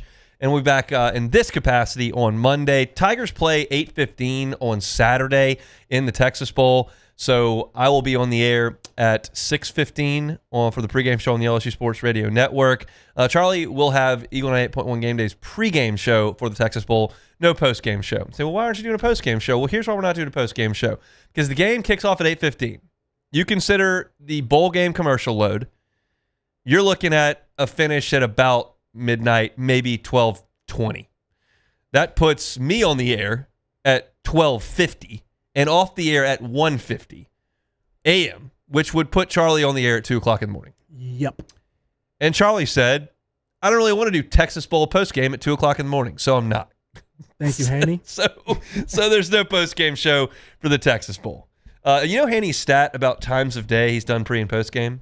I don't have no. I just know. He says he's done it at every hour on the clock. Really? So I don't know if the 3, 4 o'clock in the morning was the Arizona LSU game that kicked off at 9 p.m. in 2003. Oh, my goodness. It was on TBS. I remember that. It was in 2003. I don't know if that was the 7 overtime Texas A&M game. That put us off really late, and maybe that was the one that got him to 4 o'clock in the morning. I don't know. But he did do a 5 a.m. for the Cotton Bowl, which was a 10 a.m. New Year's Day. So he did pregame at 5 a.m. for that. So you're talking about every hour on the clock, Haney has done either pre- or postgame for LSU football, but not gonna make the Kinder's Texas Bowl in 2025 one of the late night ones. And that's just why Haney's the GOAT. Thank you, Haney. I'm definitely going to appreciate you this weekend. Thank you, my brother. I'll give you a thought on the Texas Bowl because this will be our last show here before the Texas Bowl. I don't think LSU's going to win the game. I don't think LSU's going to win the game because LSU's offense is not good. They can't score points on Western Kentucky. They can't score points on Oklahoma. And I don't think they're going to score a lot of points on Houston. I think they'll probably score somewhere in the neighborhood of 14 points. That's about where I am. I think that LSU's defense at full strength is capable of holding Houston to 10 or 14 points maybe. I don't think Houston's a great team offensively. Their quarterback, Connor Wigman, is not a great player. They like to run the ball. They don't run it exceptionally well. I think LSU would do a good job to stand up to that. But I think when you take out of the equation Jack Pyburn and Whit Weeks and West Weeks and A.J. Halsey and Mansour Delane, and you take that away, you're just going to take a step back. We saw when LSU was playing without a lot of its guys in the interior that Vanderbilt really got after LSU and ran the ball on them. I think that Houston's going to score a little bit more than LSU can. So I would, if I had to pick a final score, which I will for Station Survey moving forward, I'd probably have it somewhere in the neighborhood of 24-13 Houston. Like that's kind of where I see it. Houston's got more more juice for this game than LSU does. They've got more guys that are going to play. They're a 9-3 football team in the Big 12. They didn't play Texas Tech all that competitively, but they're a pretty average team. I think LSU is a below average team with this offensive product and with the defense that they're going to put out there. If you gave me all of LSU's defensive starters, I would have to think long and hard about this one. I think LSU would have a chance to win it. You take those guys off the field, I probably got to bump it down to an L at that point. Yeah, I'm about to say, I think I sent you my survey, and I think I said 24-20 Houston. I can see the defense getting like a pick six or something. You know, Wigman, he's going to give you one. All right, he's got to catch it. Wigman's going to give you one. He was so bad in the first half for A&M against LSU last year, and then they put Reed in. Yeah, trust me, and the rest was history. So I remember him because when Aaron Anderson scored that touchdown, I thought that sucked the life out the building. So I think Houston's going to have some juice. I think they're going to come with it. I think LSU's going to keep it cute, but I don't see the Tigers pulling off with this one. I haven't picked the Saints game, so I can throw up a pick on that. Yeah.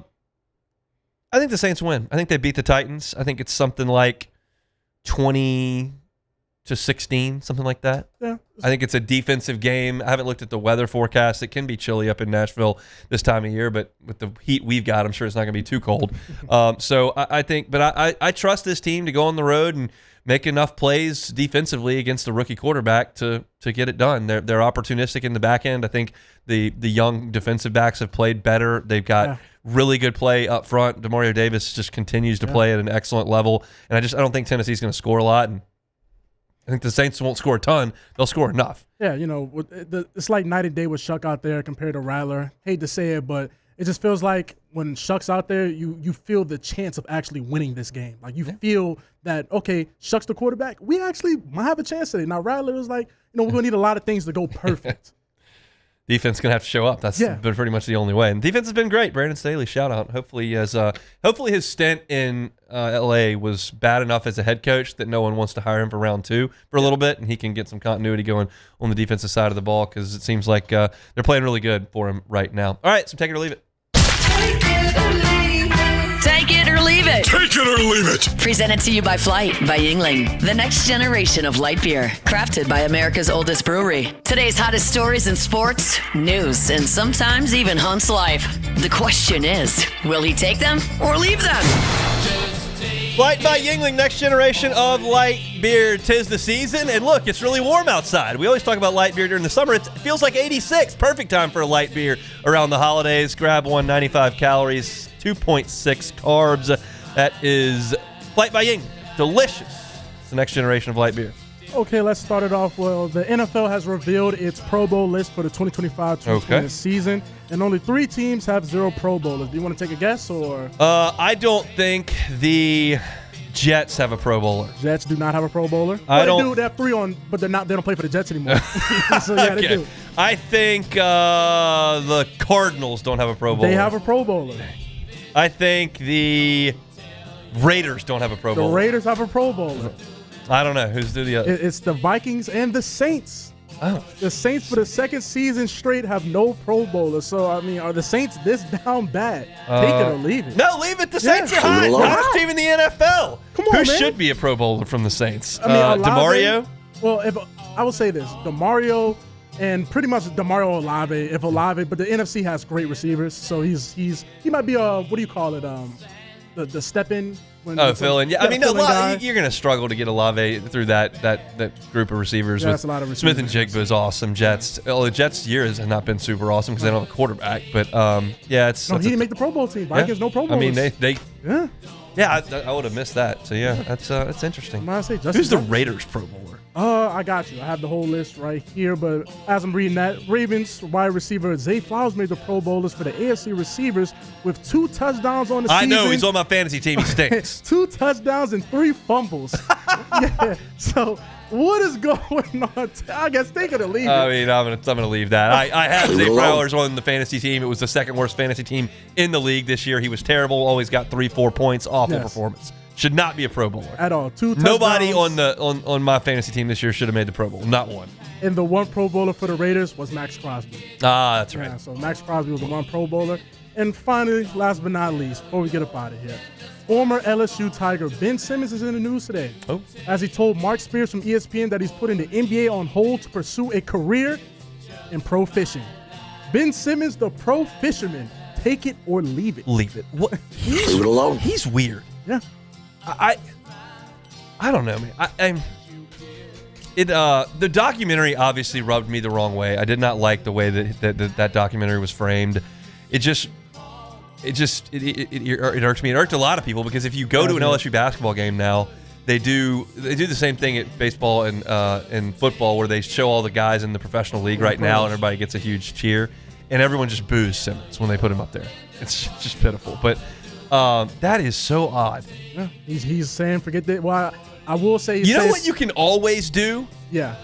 Be a pro fisherman. Yeah. Like, you can't play in the NBA forever. And I'll be candid. I don't even know what his status in the league is right now. He's been out the league for at least a year and a half now. Okay, so no one would even give him a shot? Like, he's not even old. No, he's not, but his back has just been... Okay. He doesn't offer much no more to an NBA roster. All right, well, then go fishing. That's great. But he's a bit of an odd character there. So, Australian in him. Australian. He was actually better at LSU than most people remember. Like, he played really well at LSU. When I was growing up, so it was around, we was here like 2017, 2016. Yes, I was in high school. And we used to call Ben Simmons light-skinned Jesus. That's how good he was at LSU for that time. I mean, people remember the documentary, and they remember the team that didn't go play in the NIT, and they lost by $1 billion in the SC tournament. They scored like 30 points. And so it ended so poorly that everybody's like, oh, that guy was terrible. He was actually very good, at LSU. He was. I'll never see a player like that again. He was left-handed, but he shot all of his layups right-handed. Yeah. It was an odd skill set that he had, but he was a good player. All right, that's it for us here for this week on the Hunt Palmer Show. Shout out to Daryl May of RE/MAX Partners bringing you our Tuesday shows. We're out of here for the next 3 days. I'm back for pregame on Saturday, and then we'll be back here on Monday. Have a great Christmas, everybody. See y'all in a few days. The Hunt Palmer Show.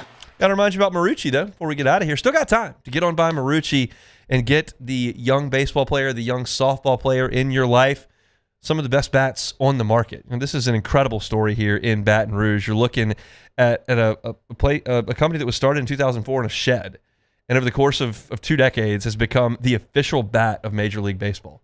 My guy, Anthony Rizzo, big Marucci guy. Riz stepped away from the game, but big Marucci guy. Loved it. I love Rizzo. You should love Marucci bats. If you're looking for a bat, get on by and see. You can also go do a campus tour over there at Marucci. You can see the process as they make 1,200 bats every single day. It's a really cool thing to go check that out. You can also take some swings in the cage over there at Marucci if you're looking to book a tour. MarucciSports.com/campus-tour. It's MarucciSports.com/campus-tour. It's Marucci here in Baton Rouge. Always invite you to check them out online at MarucciSports.com. Jordan Faber here with some exciting news. Faber Automotive has officially arrived.